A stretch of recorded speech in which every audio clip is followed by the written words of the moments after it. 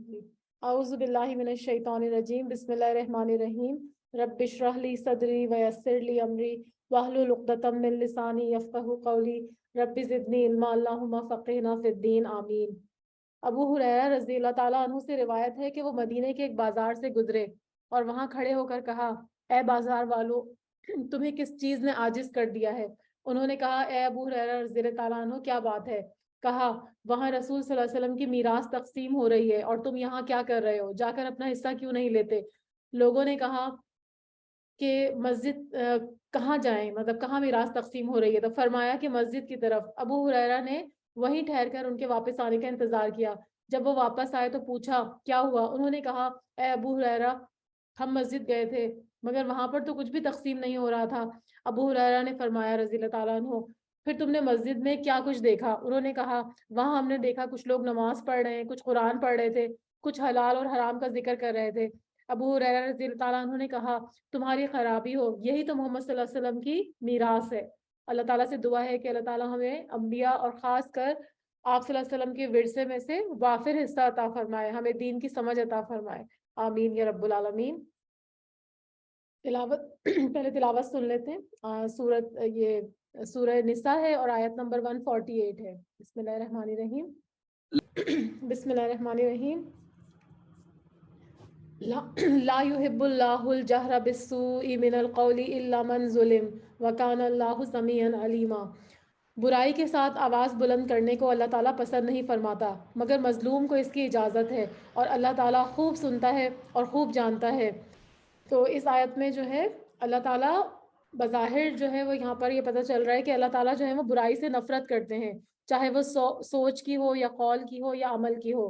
خاص طور پر زبان سے بری بات کا اعلان کرنا اللہ تعالیٰ کو پسند نہیں ہے، لیکن صرف ایک صورت میں اجازت دی گئی کہ اگر مظلوم اپنے اوپر اس کے اوپر کوئی ظلم ہو رہا ہو تو وہ اپنا ظلم جو ہے وہ بتا سکتا ہے، اور صاحب حق کو بات کہنے کی اجازت ہے۔ ابو ہریرہ رضی اللہ تعالیٰ عنہ سے مروی ہے کہ ایک شخص آپ صلی اللہ علیہ وسلم سے اپنے قرض کا تقاضا کرنے آیا تو سخت گفتگو کرنے لگا۔ صحابہ غصے سے اس کی طرف بڑھے، لیکن آپ صلی اللہ علیہ وسلم نے فرمایا، اسے چھوڑ دو کیونکہ صاحب حق کہنے کا حق رکھتا ہے۔ پھر آپ صلی اللہ علیہ وسلم نے فرمایا، اس کے قرض والے جانور کی عمر کا ایک جانور اس کو دے دو۔ صحابہ نے عرض کیا، یا رسول اللہ صلی اللہ علیہ وسلم، اس سے زیادہ عمر کا جانور تو موجود ہے لیکن اس جیسا نہیں ہے، یعنی جو اس سے لیا گیا تھا۔ آپ صلی اللہ علیہ وسلم نے فرمایا، زیادہ ہی دے دو کیونکہ سب سے اچھا آدمی وہ ہے جو دوسروں کا حق پورا کرے، حق پوری طرح ادا کرے۔ تو یہاں سے کیا پتہ چلتا ہے کہ اللہ تعالیٰ کو بری باتیں، ایک دوسرے کی برائیاں کرنا جو ہے وہ پسند نہیں ہے، لیکن اس بات کی رخصت دی گئی ہے کہ ظالم کے خلاف اپنے اوپر جو اس کے اوپر ظلم ہو رہا ہے ظالم، تو وہ جو ہے وہ ظلم کا اظہار کر سکتا ہے، یعنی مظلوم جو ہے۔ اور دوسرا ایک اور چیز یہاں سے پتہ چل رہی ہے کہ کسی کے اندر اگر ہم برائی دیکھیں تو اس کا چرچا نہیں کریں بلکہ تنہائی میں اس کو سمجھائیں، ٹھیک ہے؟ یعنی ایک دم سے ہم سب کے سامنے جو ہے وہ اچھا یہ شخص تو ایسا تھا، یہ شخص تو ویسا تھا، لیکن اس طرح کرنے سے منع کیا گیا ہے۔ آپ اس کو علیحدگی میں لے جا کے جو ہے وہ سمجھا سکتے ہیں۔ اگر تم کسی نیکی کو اعلانیہ کرو یا پوشیدہ یا کسی برائی سے درگزر کرو، بس یقیناً اللہ تعالیٰ پوری معافی کرنے والا اور پوری قدرت رکھنے والا ہے۔ یعنی کسی شخص کے ساتھ ظلم اور برائی کا ارتکاب ہو جائے، کوئی شخص اس کے ساتھ ظلم یا برائی کرے، تو شریعت نے اس حد تک بدلہ لینے کی اجازت دی ہے جس حد تک اس پر ظلم ہوا ہو، لیکن جو ہے وہ معاف کر دینا جو ہے وہ سب سے زیادہ پسندیدہ ہے۔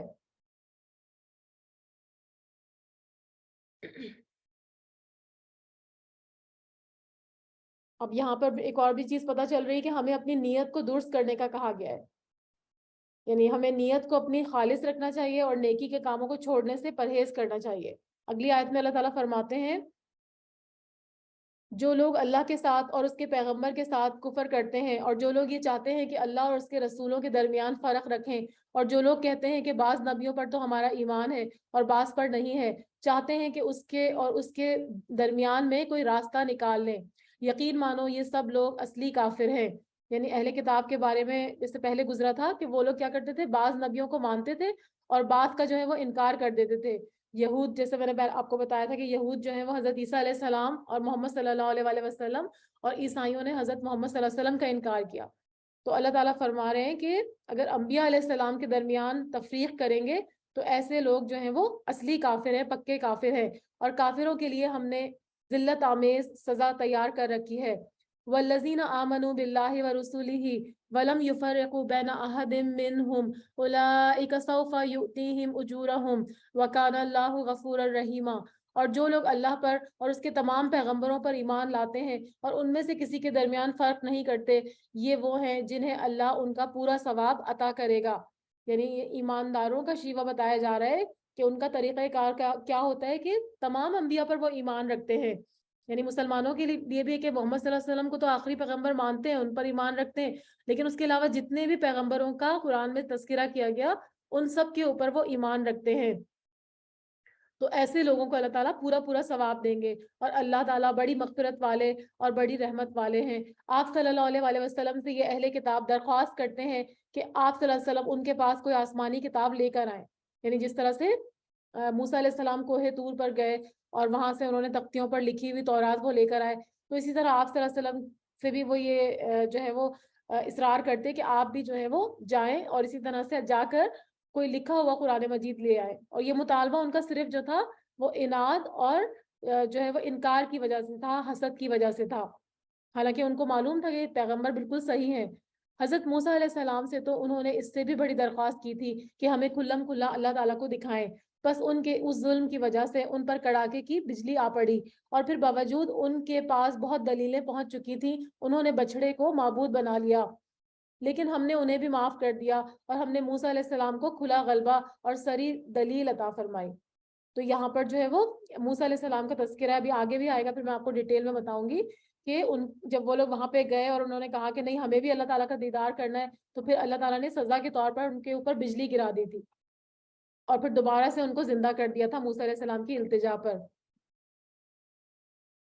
اور ان کا قول لینے کے لیے ہم نے ان کے سروں پر طور پہاڑ لا کھڑا کیا اور انہیں حکم دیا کہ سجدہ کرتے ہوئے دروازے میں جاؤ، اور یہ بھی فرمایا کہ ہفتے کے دن میں تجاوز نہ کرنا، اور ہم نے ان سے سخت قول اور قرار لیے۔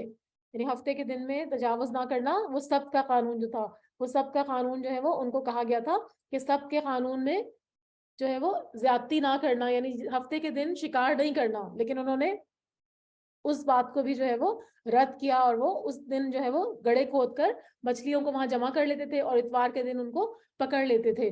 یہ سزا تھی بسبب ان کی عہد شکنی، یعنی عہد کو توڑنے کے اور احکام الہی کے ساتھ کفر کرنے کے اور اللہ کے نبیوں کو ناحق قتل کرنے کے۔ اور آپ کو پتہ ہے کہ وہ لوگ انہوں نے انبیاء کو قتل بھی کیا تھا، پیچھے بھی میں نے آپ کو یہ بات بتائی تھی نا، پیچھے بھی ہم نے سورہ بقرہ میں بھی پڑھا تھا کہ وہ انبیاء کو انہوں نے ناحق قتل کیا، اور اس سبب سے کہ وہ یہ کہتے تھے ہمارے دلوں پر غلاف ہے، حالانکہ دراصل ان کے کفر کی وجہ سے ان کے دلوں پر اللہ تعالیٰ نے مہر لگا دی ہے، اسی لیے یہ بہت تھوڑے ایمان لاتے ہیں، اور ان کے کفر کے باعث اور مریم علیہ السلام پر بہت بڑا بہتان باندھنے کے باعث۔ تو یہاں پر ان کے اوپر جو ہے وہ نعوذ باللہ بدکاری کا الزام لگایا تھا اور کہا تھا کہ بن باپ کے جو ہے وہ بچہ معجزانہ طور پہ پیدا نہیں ہو سکتا، بلکہ انہوں نے جو ہے وہ کوئی ایسا غلط کام کیا ہے جس کی وجہ سے یہ جو ہے وہ عیسیٰ علیہ السلام کی پیدائش ہوئی، تو یہ ان کے اوپر ایک بہتان لگانا تھا، جبکہ عیسیٰ علیہ السلام نے تو اپنی ماں کی گود میں پہلے دن ہی گواہی دے دی تھی کہ میں اللہ کا بندہ ہوں، حالانکہ ایک دن کا بچہ تو نہیں بول سکتا، تو یہ ایک بہت بڑا معجزہ تھا، لیکن اس کے باوجود انہوں نے آپ مریم علیہ السلام پر جو ہے وہ بہتان لگایا۔ وَقَوْلِهِمْ إِنَّا قَتَلْنَا الْمَسِيحَ عِيسَى ابْنَ مَرْيَمَ رَسُولَ اللَّهِ وَمَا قَتَلُوهُ وَمَا صَلَبُوهُ وَلَكِنَّ شُبِّهَ لَهُمْ وَإِنَّ الَّذِينَ اخْتَلَفُوا فِيهِ لَفِي شَكٍّ مِّنْهُ وَمَا لَهُمْ بِهِ مِنْ عِلْمٍ إِلَّا اتِّبَاعَ الظَّنِّ وَمَا قَتَلُوهُ يَقِينًا۔ اور یوں کہنے کے باعث کہ ہم نے اللہ کے رسول مسیح عیسیٰ ابن مریم کو قتل کر دیا، حالانکہ نہ تو انہوں نے قتل کیا اور نہ ہی سولی چڑھایا۔ تو یہاں پر اللہ تعالیٰ واضح کر رہے ہیں کہ انہوں نے قتل کرنے کا ارادہ تو کیا تھا، لیکن وہ اس میں کامیاب نہیں ہو سکے تھے، ان کا یہ پورا پلان تھا، لیکن اس کے باوجود اللہ تعالیٰ نے ان کو جو ہے وہ اٹھا لیا تھا، بلکہ ان کے لیے عیسیٰ علیہ السلام جو ہے وہ شبیہ بنا دیا گیا تھا، یعنی ان کا معاملہ جو تھا مشتبہ کر دیا گیا تھا۔ یعنی یہ جو ہے جب حضرت عیسیٰ علیہ السلام کو یہودیوں کی سازش کا پتہ چلا نا، تو انہوں نے اپنے حواری ان کے تھے 12 جن کی تعداد تھی، ان کو کہا کہ کیا کوئی شخص میری جگہ قتل ہونے کے لیے تیار ہے؟ تو اللہ تعالیٰ کی طرف سے ان کی شکل و صورت جو ہے ایک حواری کی ان کی طرح بنا دی گئی تھی، اور ایک نوجوان اس کے لیے تیار ہو گیا۔ چنانچہ حضرت عیسیٰ علیہ السلام کو وہاں سے اٹھا لیا گیا، اور بعد میں یہودی آئے اور انہوں نے اس نوجوان کو لے جا کر سولی پر چڑھا دیا۔ تو وہ ان کے ہم شکل تھے، اور یہودی یہی سمجھتے رہے کہ ہم نے عیسیٰ علیہ السلام کو سولی پہ چڑھا دیا ہے، حالانکہ عیسیٰ علیہ السلام تو وہاں موجود ہی نہیں تھے، ان کو اللہ تعالیٰ نے جسم کے ساتھ جو ہے وہ اوپر اٹھا لیا تھا، اور انہیں ان کا کوئی یقین نہیں بجز تخمینی باتوں کے. تخمینی مطلب اندازہ لگانے کے لیے، مطلب وہ صرف اندازوں سے بات کر رہے تھے، کوئی کنفرم بات ان کو نہیں تھی. یعنی جن لوگوں نے ان کو قتل کر دیا تھا، اس شخص کو جو حواری تھے ان کے، تو وہ یہی کہتے رہے کہ ہم نے حضرت عیسیٰ علیہ السلام کو قتل کر دیا. اور دوسرا گروہ جن کو کہ یہ پتہ ہی نہیں تھا کہ وہ جو ہے وہ عیسیٰ علیہ السلام تھے، کوئی اور ہے، مطلب دونوں جو تھے وہ شک میں ہی پڑے رہے، ان کے پاس کوئی کنفرم نہیں تھا کہ یہ واقعی حضرت عیسیٰ علیہ السلام ہی جن کو قتل کر دیا گیا تھا، اور صرف اندازہ لگا رہے تھے، گمان کر رہے تھے، کوئی یقینی بات نہیں تھی. اتنا یقینی ہے کہ انہوں نے انہیں قتل نہیں کیا، بلکہ اللہ تعالیٰ نے انہیں اپنی طرف اٹھا لیا ہے. یعنی اللہ تعالیٰ اس بات کی گواہی دے رہے ہیں کہ ان کو قتل نہیں کیا گیا، بلکہ قدرت کاملہ سے حضرت عیسیٰ علیہ السلام کو زندہ آسمان پر اٹھا لیا گیا. اور اس کے بارے میں آپ کو بہت ساری صحیح احادیث جو ہے وہ ملیں گی، جس میں یہ ذکر ہے کہ ان کو جو ہے وہ اللہ تعالیٰ نے آسمان پر اٹھا لیا.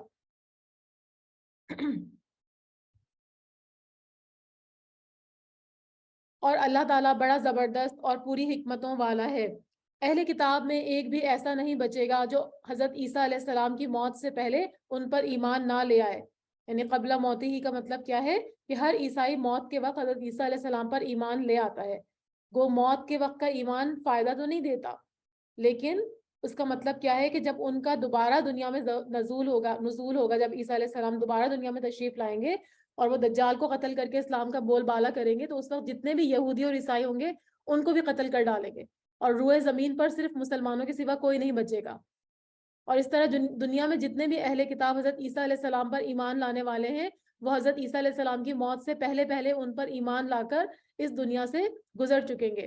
آپ صلی اللہ علیہ وسلم نے فرمایا کہ قسم ہے اس ذات کی جس کے ہاتھ میں میری جان ہے، ضرور ایک وقت آئے گا کہ تم میں ابن مریم حاکم اور عادل بن کر نازل ہوں گے.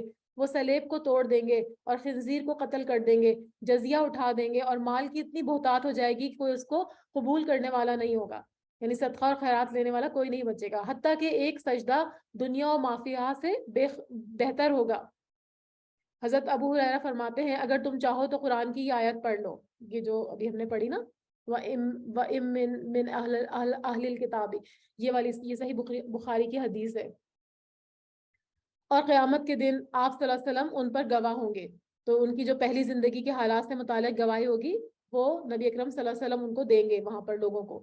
جو نفیس چیزیں ان کے لیے حلال کی گئی تھیں وہ ہم نے ان پر حرام کر دی ان کے ظلم کے باعث، اور اللہ تعالیٰ کی راہ سے اکثر لوگوں کو روکنے کی باعث. یعنی ان کے جرائم اور معاصی یعنی گناہ ان کے اتنے زیادہ ہو گئے کہ اللہ تعالیٰ نے سزا کے طور پر بہت ساری حلال چیزوں کو ان پہ حرام کر دیا تھا، جس کا ذکر ابھی ہم سورہ انعام میں پڑھیں گے انشاءاللہ. اور اللہ تعالیٰ کی راہ سے اکثر لوگوں کو روکنے کے باعث، اور سود جس سے منع کیے گئے تھے اسے لینے کے باعث، اور لوگوں کا مال ناحق مار کھانے کے باعث. اور ان میں سے جو بھی کفار ہیں ہم نے ان کے لیے المناک عذاب تیار کر رکھا ہے. لیکن ان میں سے جو کامل اور مضبوط علم والے ہیں، یعنی لیکن الراسخون فی العلم، راسخ مطلب بالکل مضبوط پکے اور کامل علم والے. تو یہاں پر جو ہے وہ ان سے مراد جیسے یہودیوں میں جو لوگ اسلام لے کر آئے تھے، جن کا ذکر میں نے پہلے بھی کیا، عبداللہ بن اسلام وغیرہ، جو یہودیوں میں سے مسلمان ہو گئے، تو ان کو کہا گیا راسخ العلم. تو وہ مضبوط علم والے تھے اور ایمان والے، جو اس پر ایمان لاتے ہیں، اور جو آپ صلی اللہ علیہ وسلم کی طرف اتارا گیا اور جو آپ صلی اللہ علیہ وسلم سے پہلے اتارا گیا یعنی نازل کیا گیا، اور نمازوں کو قائم کرنے والے ہیں. یعنی اس سے مراد بھی وہ اہل ایمان ہیں جو اہل کتاب میں سے مسلمان ہو گئے، یا پھر اس سے مراد مہاجر اور انصار ہیں. اور زکوٰۃ کی ادا کرنے والے ہیں، یعنی زکوٰۃ جو ہے وہ زکوٰۃ نفس بھی ہو سکتا ہے اور زکوٰۃ مال بھی ہو سکتا ہے. زکوٰۃ کا مطلب ہوتا ہے نا پاک کرنا، تو یہ دونوں چیزیں ہی یہاں پر مراد ہیں. اور اللہ پر اور قیامت کے دن پر ایمان رکھنے والے ہیں، یعنی اس بات پر یقین رکھتے ہیں کہ اللہ کے سوا کوئی معبود نہیں ہے، اور جو مطلب موت کے بعد جو ہے وہ زندگی ضرور ہوگی، اور جزا سزا پہ یقین رکھتے ہیں. یہ ہیں جنہیں ہم بڑے اجر عطا فرمائیں گے. یقیناً ہم نے آپ کی طرف اسی طرح وحی کی ہے جیسے کہ نوح علیہ السلام اور اس کے بعد والے نبیوں کی طرف کی.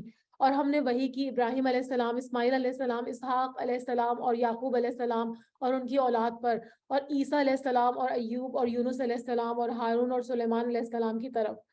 تو ابن عباس فرماتے ہیں کہ بعض لوگوں نے کہا کہ حضرت موسیٰ کے بعد کسی انسان پر اللہ تعالیٰ نے کچھ نازل نہیں کیا، اور پھر اس طرح سے نبی اکرم صلی اللہ علیہ وسلم کی بھی رسالت کا انکار کیا، تو پھر اس پر یہ آیت نازل ہوئی جس سے ان کا یہ قول جو تھا اس کو جو ہے وہ رد کیا گیا۔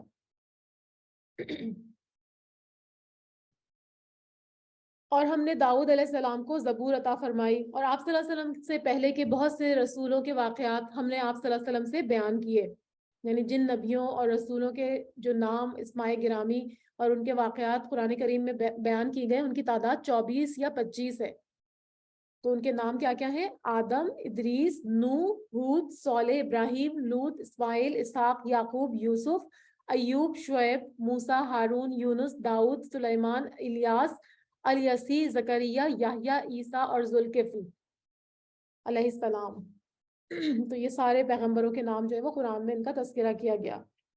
تو فرمایا کہ آپ سے پہلے کے بہت سے رسولوں کے واقعات ہم نے آپ سے بیان کیے صلی اللہ علیہ وسلم، اور بہت سے رسولوں نے بھی کیے، اور موسیٰ علیہ السلام سے اللہ تعالیٰ نے صاف طور پر کلام کیا۔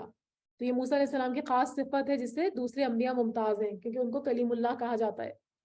رسولا مبشرین و منذرین لئلا یکون للناس علی اللہ حجۃ بعد الرسل وکان اللہ عزیزا حکیما، اور ہم نے انہیں رسول بنایا خوشخبریاں سنانے والا اور آگاہ کرنے والا، تاکہ لوگوں کی کوئی حجت اور الزام رسولوں کے بھیجنے کے بعد اللہ تعالیٰ پر نہ رہ جائے۔ اللہ تعالیٰ بڑا غالب اور بڑا باحکمت ہے۔ یعنی ایمان والوں کو جنت اور اس کی نعمتوں کی خوشخبری دینا، اور کافروں کو اللہ کے عذاب اور بھڑکتی ہوئی جہنم سے ڈرانا۔ یعنی یہ جو خوشخبری دینے والا، مبشرین اور منذرین کا ورڈ یوز ہوا نا، تو یہ اس کا میننگ ہے۔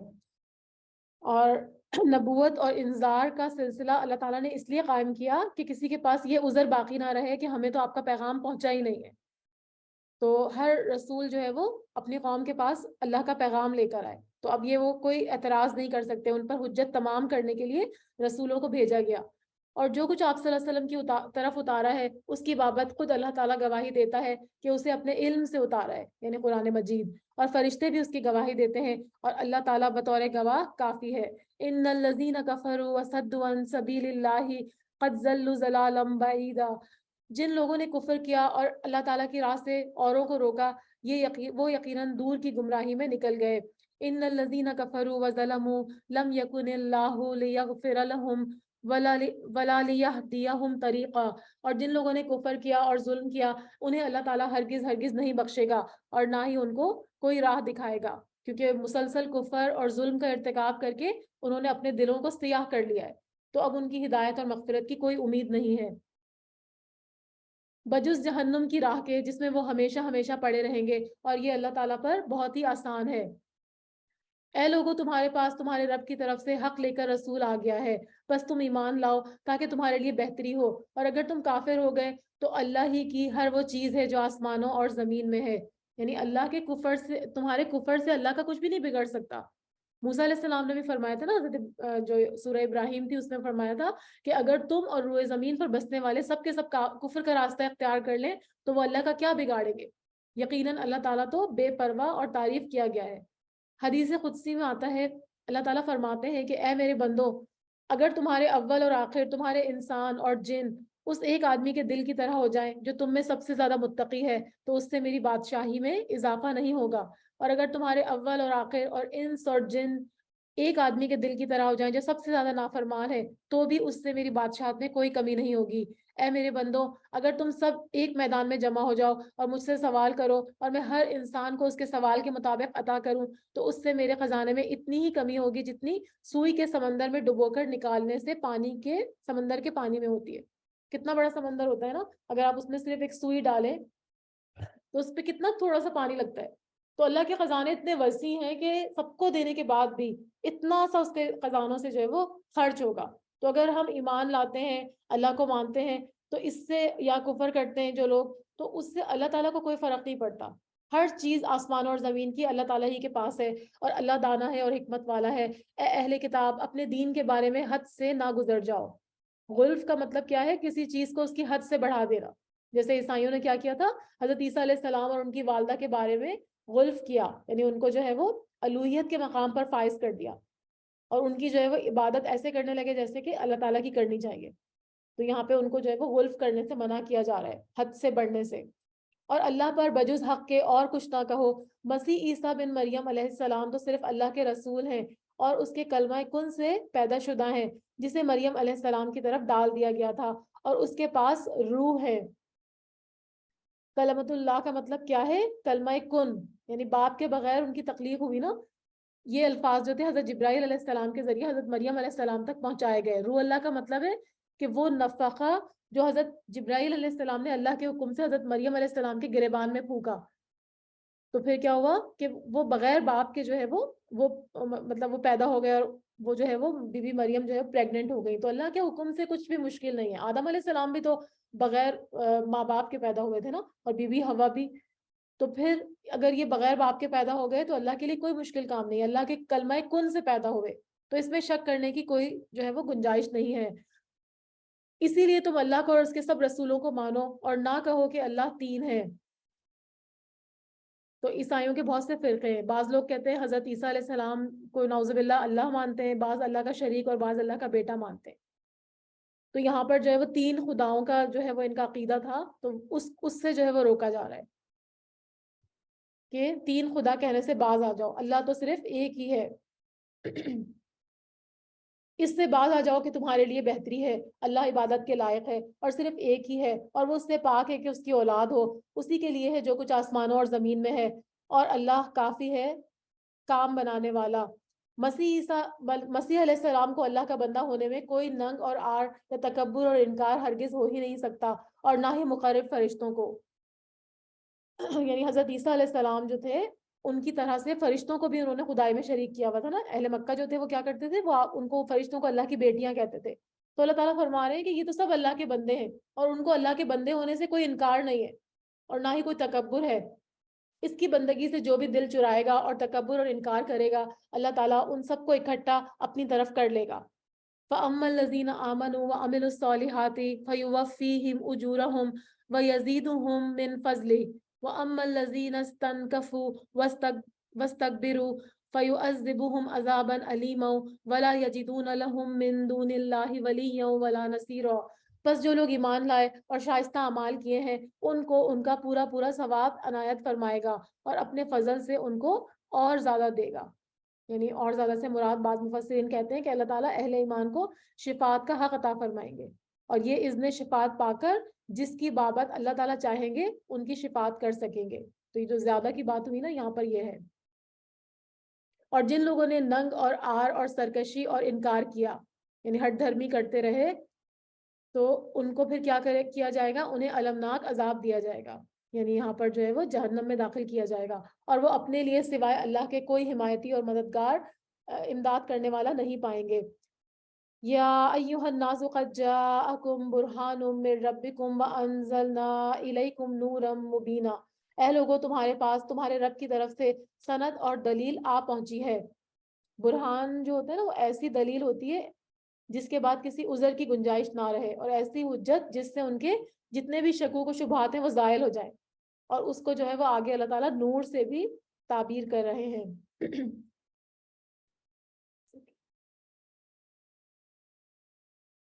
یعنی نور سے مراد قرآن مجید ہے، اور اللہ کا رسول صلی اللہ علیہ وسلم آ چکے ہیں۔ اب ان کے ہوتے بھی اگر جو محروم رہنا چاہتا ہے وہ اپنی ہی جانوں پر ظلم کرے گا۔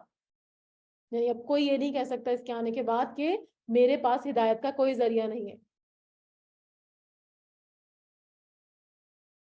بس جو لوگ اللہ تعالیٰ پر ایمان لائے اور اسے مضبوط پکڑ لیا، انہیں تو وہ عنقریب اپنی رحمت اور فضل میں لے لے گا، اور انہیں اپنی طرف سے راہ راست دکھا دے گا۔ آپ صلی اللہ علیہ وسلم سے یہ فتویٰ پوچھتے ہیں، اور آپ صلی اللہ علیہ وسلم کہہ دیجئے کہ اللہ تعالیٰ خود تمہیں کلالہ کے بارے میں فتویٰ دیتا ہے۔ کلالہ کے بارے میں ایک آیت ہم نے پیچھے بھی پڑھی تھی نا۔ کلالہ کہتے کس کو ہیں؟ ایسی میت، ایک ایسا شخص فوت ہو جاتا ہے جس کے بعد دنیا میں نہ اس کے والدین ہو اور نہ کوئی اولاد ہو، لیکن اس نے مال چھوڑا ہوگا، تو اس کے وارث کون ہوں گے اس کے بارے میں بتایا جا رہا ہے۔ اگر کوئی شخص مر جائے جس کی اولاد نہ ہو اور ایک بہن ہو، تو اس کے لیے چھوڑے ہوئے مال کا آدھا حصہ ہے۔ یعنی اس کی جو ایک بہن ہوگی نا، تو اس کو جتنا بھی مال جو وہ چھوڑ کے مرے گا اس کا نصف جو ہے وہ اس کو مل جائے گا۔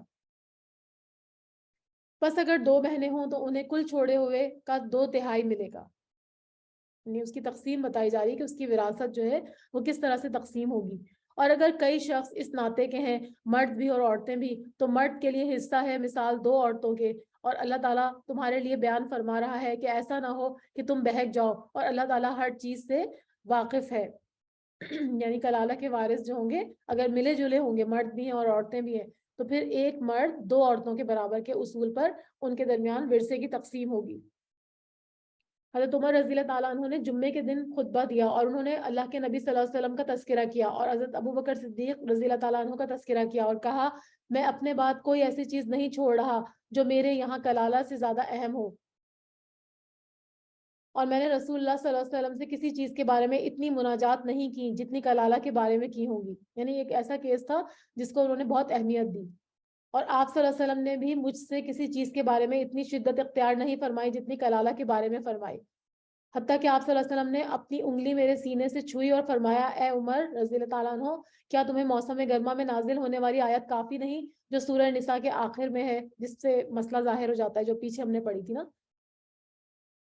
یعنی عمر اگر زندہ رہا تو اس کے بارے میں ایسا واضح فیصلہ کروں گا جس سے ایسا شخص بھی فیصلہ کر سکے گا جو قرآن پڑھتا ہے اور سمجھتا ہو، اور جو نہیں پڑھتا اور سمجھتا ہو۔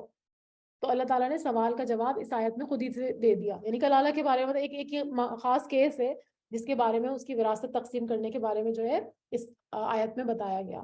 سورۃ المائدہ، اس کی ہم تھوڑی سی سن لیتے ہیں تلاوت۔ بسم اللہ الرحمن الرحیم۔ سورہ معاہدہ جو ہے وہ مدنی سورت ہے اور آخری دور میں نازل ہوئی، یعنی آپ صلی اللہ علیہ وسلم کے، اور اس کا کوئی حکم بھی منسوخ نہیں ہے۔ اس میں ایمان والوں کو خطاب کر کے بات شروع کی گئی ہے، یعنی یا ایھا الذین، اور پیچھے بنی اسرائیل یا اہل کتاب کہا گیا کہ، اور پیچھے جو جتنی ہم نے صورتیں پڑھی اس میں بنی اسرائیل یا اہل کتاب کو جو ہے وہ مخاطب کیا گیا، لیکن یہاں ایمان والوں سے خطاب ہے۔ قرآن مجید میں 88 دفعہ جو ہے نا یا ایھا الذین آمنو آیا ہے، اور اس میں سے 16 دفعہ اس صورت میں آیا ہے، یعنی یہ وہ صورت ہے جس میں سب سے زیادہ ایمان والوں کو پکارا گیا ہے۔ تو اس میں اللہ تعالیٰ کیا فرماتے ہیں، اس میں 120 آیتیں ہیں اور 16 رکوع ہیں۔ شروع اللہ کے نام سے جو بڑا مہربان اور نہایت رحم فرمانے والا ہے۔ اے ایمان والو عہد و ایمان پورے کرو، ایمان والوں کو عہد و ایمان پورے کرنے کا حکم دیا جا رہا ہے۔ انس بن مالک رضی اللہ تعالیٰ عنہ فرماتے ہیں کہ نبی اکرم صلی اللہ علیہ وسلم نے ہمیں خطبہ دیا اور خطبے میں فرمایا کہ اس شخص میں ایمان نہیں جس میں امانت نہیں، اور اس کا دین نہیں جس میں عہد کی پابندی نہیں۔ تو ہمارے ہاں دینداری جو ہے وہ نماز، روزہ اور حج وغیرہ کو سمجھا جاتا ہے، اور یہی دین کا اہم حصہ ہے۔ معاملات اور عہد کی پابندی جو ہے نا اس پہ اتنا زیادہ توجہ نہیں دی جاتی، حالانکہ عہد کی پابندی جو ہے یہ بھی دینداری ہے۔ آپ صلی اللہ علیہ وسلم نے فرمایا جو قوم عہد شکنی کرتی ہے اس میں قتل و غارت پھیل جاتا ہے۔ ایک اور روایت میں آتا ہے کہ جو قوم عہد شکنی کرتی ہے، عہد شکنی کا مطلب ہوتا ہے عہد کو توڑنا، اس پر اس کے دشمن مسلط کر دیے جاتے ہیں۔ معاہدہ 2 افراد کے درمیان ہو یا 2 قوموں کے درمیان، 2 مسلمانوں کے درمیان ہو یا نان مسلمز کے درمیان، معاہدہ جو ہوتا ہے وہ معاہدہ ہی ہوتا ہے، اور اس کو پورا کرنا بہت ضروری ہوتا ہے۔ تو یہاں وہی کہا جا رہا ہے ایمان والوں کو کہ اپنے عہد اور پیمان جو ہے وہ پورے کرو، اور یہاں پہ جو ورڈ یوز ہوا وہ عقود یوز ہوا۔ عقود جو ہے وہ عقد کی جمع ہے، اس کے مطلب ہوتے ہیں گرہ لگانا، کیونکہ جب گرہ لگائی جاتی ہے نا تو وہ چیز زیادہ مضبوط اور پکی ہو جاتی ہے۔ تو عہد کو بھی یہی کہا جا رہا ہے کہ اپنے جو تمہارے عہد ہیں ان کو تم پورا کرو۔ تمہارے لیے مویشی اور چوپائے حلال کیے گئے ہیں، یعنی بہیمہ کا ورڈ یہاں پہ یوز ہوا۔ بہیمہ میں 4 ٹانگوں والے جانور آتے ہیں، تو اس کا روٹ ورڈ کیا ہے، بہم یا ابہام، یعنی ان کی گفتگو اور عقل و فہم میں کیونکہ ابہام ہوتا ہے اس لیے ان کو بہیمہ کہا جاتا ہے۔ اس میں انعام جو ہوتے ہیں وہ اونٹ، گائے، بکری اور بھیڑ کو کہا جاتا ہے کیونکہ ان کی چال میں نرمی ہوتی ہے۔ اور بہیمۃ الانعام نر اور مادہ مل کر 8 قسمیں ہیں، جن کی تفصیل جو ہے وہ ابھی ہم پڑھیں گے آگے سورہ انعام میں۔ تو فرمایا کہ مویشی اور چوپائے حلال کیے گئے ہیں بجز ان کے جن کا نام پڑھ کر سنا دیا گیا ہے، یعنی ان کی تفصیل آگے آیت نمبر 3 میں آئے گی اسی صورت کی۔ مگر حالت احرام میں شکار کو حلال جاننے والے نہ بننا، یقیناً اللہ جو چاہتا ہے وہ حکم دیتا ہے۔ یا ایھا الذین آمنوا لا تحلوا شعائر اللہ، اے ایمان والو اللہ تعالیٰ کی شاعر کی بے حرمتی نہ کرو۔ شاعر جو ہے وہ شعیرہ کی جمع ہے، اور اس سے مراد حرمات اللہ ہے، یعنی جن کی تعظیم اور حرمت اللہ نے مقرر کر دی ہے، تو ان کی جو ہے وہ منع کیا جا رہا ہے کہ ان کی بے حرمتی نہ کیا کرو، جیسے حج اور عمرے کے مناسک ہیں، اور اسی طرح سے جو بھی اللہ تعالیٰ کی شاعر میں یہ حجاب ہے، داڑھی ہے، یہ سب بھی اللہ کی شاعر میں آتا ہے۔ تو ان کی بے حرمتی نہیں کرنے کا حکم دیا جا رہا ہے. بہت سے لوگ داڑھی کا مذاق اڑاتے ہیں, حجاب کا مذاق اڑاتے ہیں, تو اس سے پھر روکا جا رہا ہے. نا ادب والے مہینوں کی, شہر الحرام سے مراد جو ہے وہ حرمت والے 4 مہینے ہیں, رجب, ذیقعد, ذی الحج اور محرم. تو ان کی حرمت کو برقرار رکھنے کو کہا جا رہا ہے کہ اس میں قتل نہ کیا کرو. اور نہ حرم میں قربان ہونے والے اور پٹے پہنائے گئے جانوروں کی جو کعبے کو جا رہے ہیں. ہدا جو ہے وہ ایسے جانور کو کہتے ہیں جو حاجی حرم میں قربان کرنے کے لیے اپنے ساتھ لے جاتے ہیں. اور قلائد قلادہ کی جمع ہے, تو گلے میں جو پٹا جانوروں کے ڈالا جاتا ہے نا, اس کو کہتے ہیں. تو حج اور عمرہ کے موقع پہ جو جانور قربان کیے جاتے ہیں ان کے گلوں میں علامت اور نشانی کے طور پر یہ پٹے ڈالتے تھے. تو انہی کا جو ہے وہ ذکر کیا جا رہا ہے کہ ان کو مارنا جو ہے وہ منع ہے. اور نہ ان لوگوں کی جو بیت اللہ کے قصد یعنی ارادے سے اپنے رب تعالیٰ کے فضل اور اس کی رضا جوئی کی نیت سے جا رہے ہوں, یعنی حج اور عمرے کی نیت سے یا تجارت اور کاروبار کی غرض سے حرم جانے والوں کو بالکل بھی روکنے کا حکم نہیں, اور نہ ہی ان کو تنگ کرنے کا حکم ہے. ہاں, جب تم احرام اتار ڈالو تو شکار کھیل سکتے ہو. یہاں پر جب احرام کھول دیں تو پھر شکار کھیل سکتے ہیں. شکار کھیلنا جو ہے وہ پھر جائز ہے, لیکن احرام کی حالت میں اس کو منع کیا گیا. جن لوگوں نے تمہیں مسجد حرام سے روکا تھا ان کی دشمنی تمہیں اس بات پر آمادہ نہ کرے کہ تم حد سے گزر جاؤ, کیونکہ آپ کو معلوم ہے نا کہ سن 6 ہجری میں جو ہے مسجد حرام جانے سے مشرکین نے روک دیا تھا. لیکن اللہ تعالیٰ فرما رہے ہیں کہ ان کے اس روکنے کی وجہ سے ان کے ساتھ تم زیادتی والا معاملہ نہیں کرنا, کیونکہ دشمن کے ساتھ بھی حلم اور معافی کا جو ہے سبق دیا جا رہا ہے. نیکی اور پرہیزگاری میں ایک دوسرے کی مدد کرتے رہو اور گناہ اور ظلم و زیادتی میں ایک دوسرے کی مدد نہ کرو. یہ ایک بہت ہی اہم اصول ہے جو ایک مسلمان کے لیے قدم قدم پر رہنمائی مہیا کرتا ہے کہ نیکی کے کاموں میں ہمیں ہمیشہ ایک دوسرے کی جو ہے وہ مدد کرنے کے لیے کہا گیا. البر جو ہے اس میں ہر طرح کی نیکی شامل ہے, ایمان, عقائد, عبادات, اخلاقیات اور معاملات. تو تقوی جب البر کے مقابلے میں آتا ہے تو اس کا کیا مطلب ہوتا ہے کہ گناہوں سے بچنا, اور البر کا مطلب ہے نیکی کمانا. ایک طرف کیا مطلب ہے اس کا دو میننگ کیا ہوئے کہ ایک طرف انسان اچھے اچھے کام کرے اور دوسری طرف غلط کاموں کو چھوڑ دے, اور نیکی کے کاموں پر ایک دوسرے کی مدد کرے اور گناہ کے کاموں میں ایک دوسرے کی مدد نہ کرے. تو ایک عام وصیت ہے جو اہل ایمان کو دی جا رہی ہے, نیکی کے کام میں ہمیشہ تعاون کریں ایک دوسرے کے ساتھ.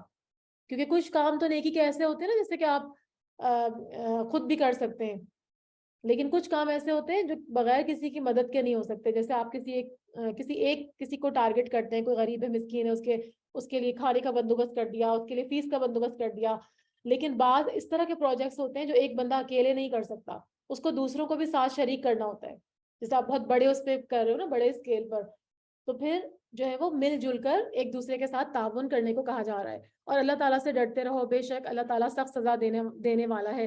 تم پر حرام کیا گیا مردار اور خون اور خنزیر کا گوشت, اور جس پر اللہ کے سوا دوسرے کا نام پکارا گیا ہو, اور جو گلا گھٹنے سے مرا ہو, اور جو کسی ضرب لگنے سے مرا ہو, اور جو کسی اونچی جگہ سے گر کر مرا ہو, اور جو کسی کے سینگ مارنے سے مرا ہو, اور جسے درندوں نے پھاڑ کھایا ہو, لیکن اسے تم ذبح کر لو تو وہ حرام نہیں ہے. اور جو آستانوں پر ذبح کیا گیا ہو, اور یہ بھی کہ قرا کے تیروں کے ذریعے فال گیری کرو, یہ سب بدترین گناہ ہے. آج کفار تمہارے دین سے نا امید ہو گئے ہیں. خبردار, تم ان سے نہ ڈرنا اور مجھ سے ڈرتے رہنا.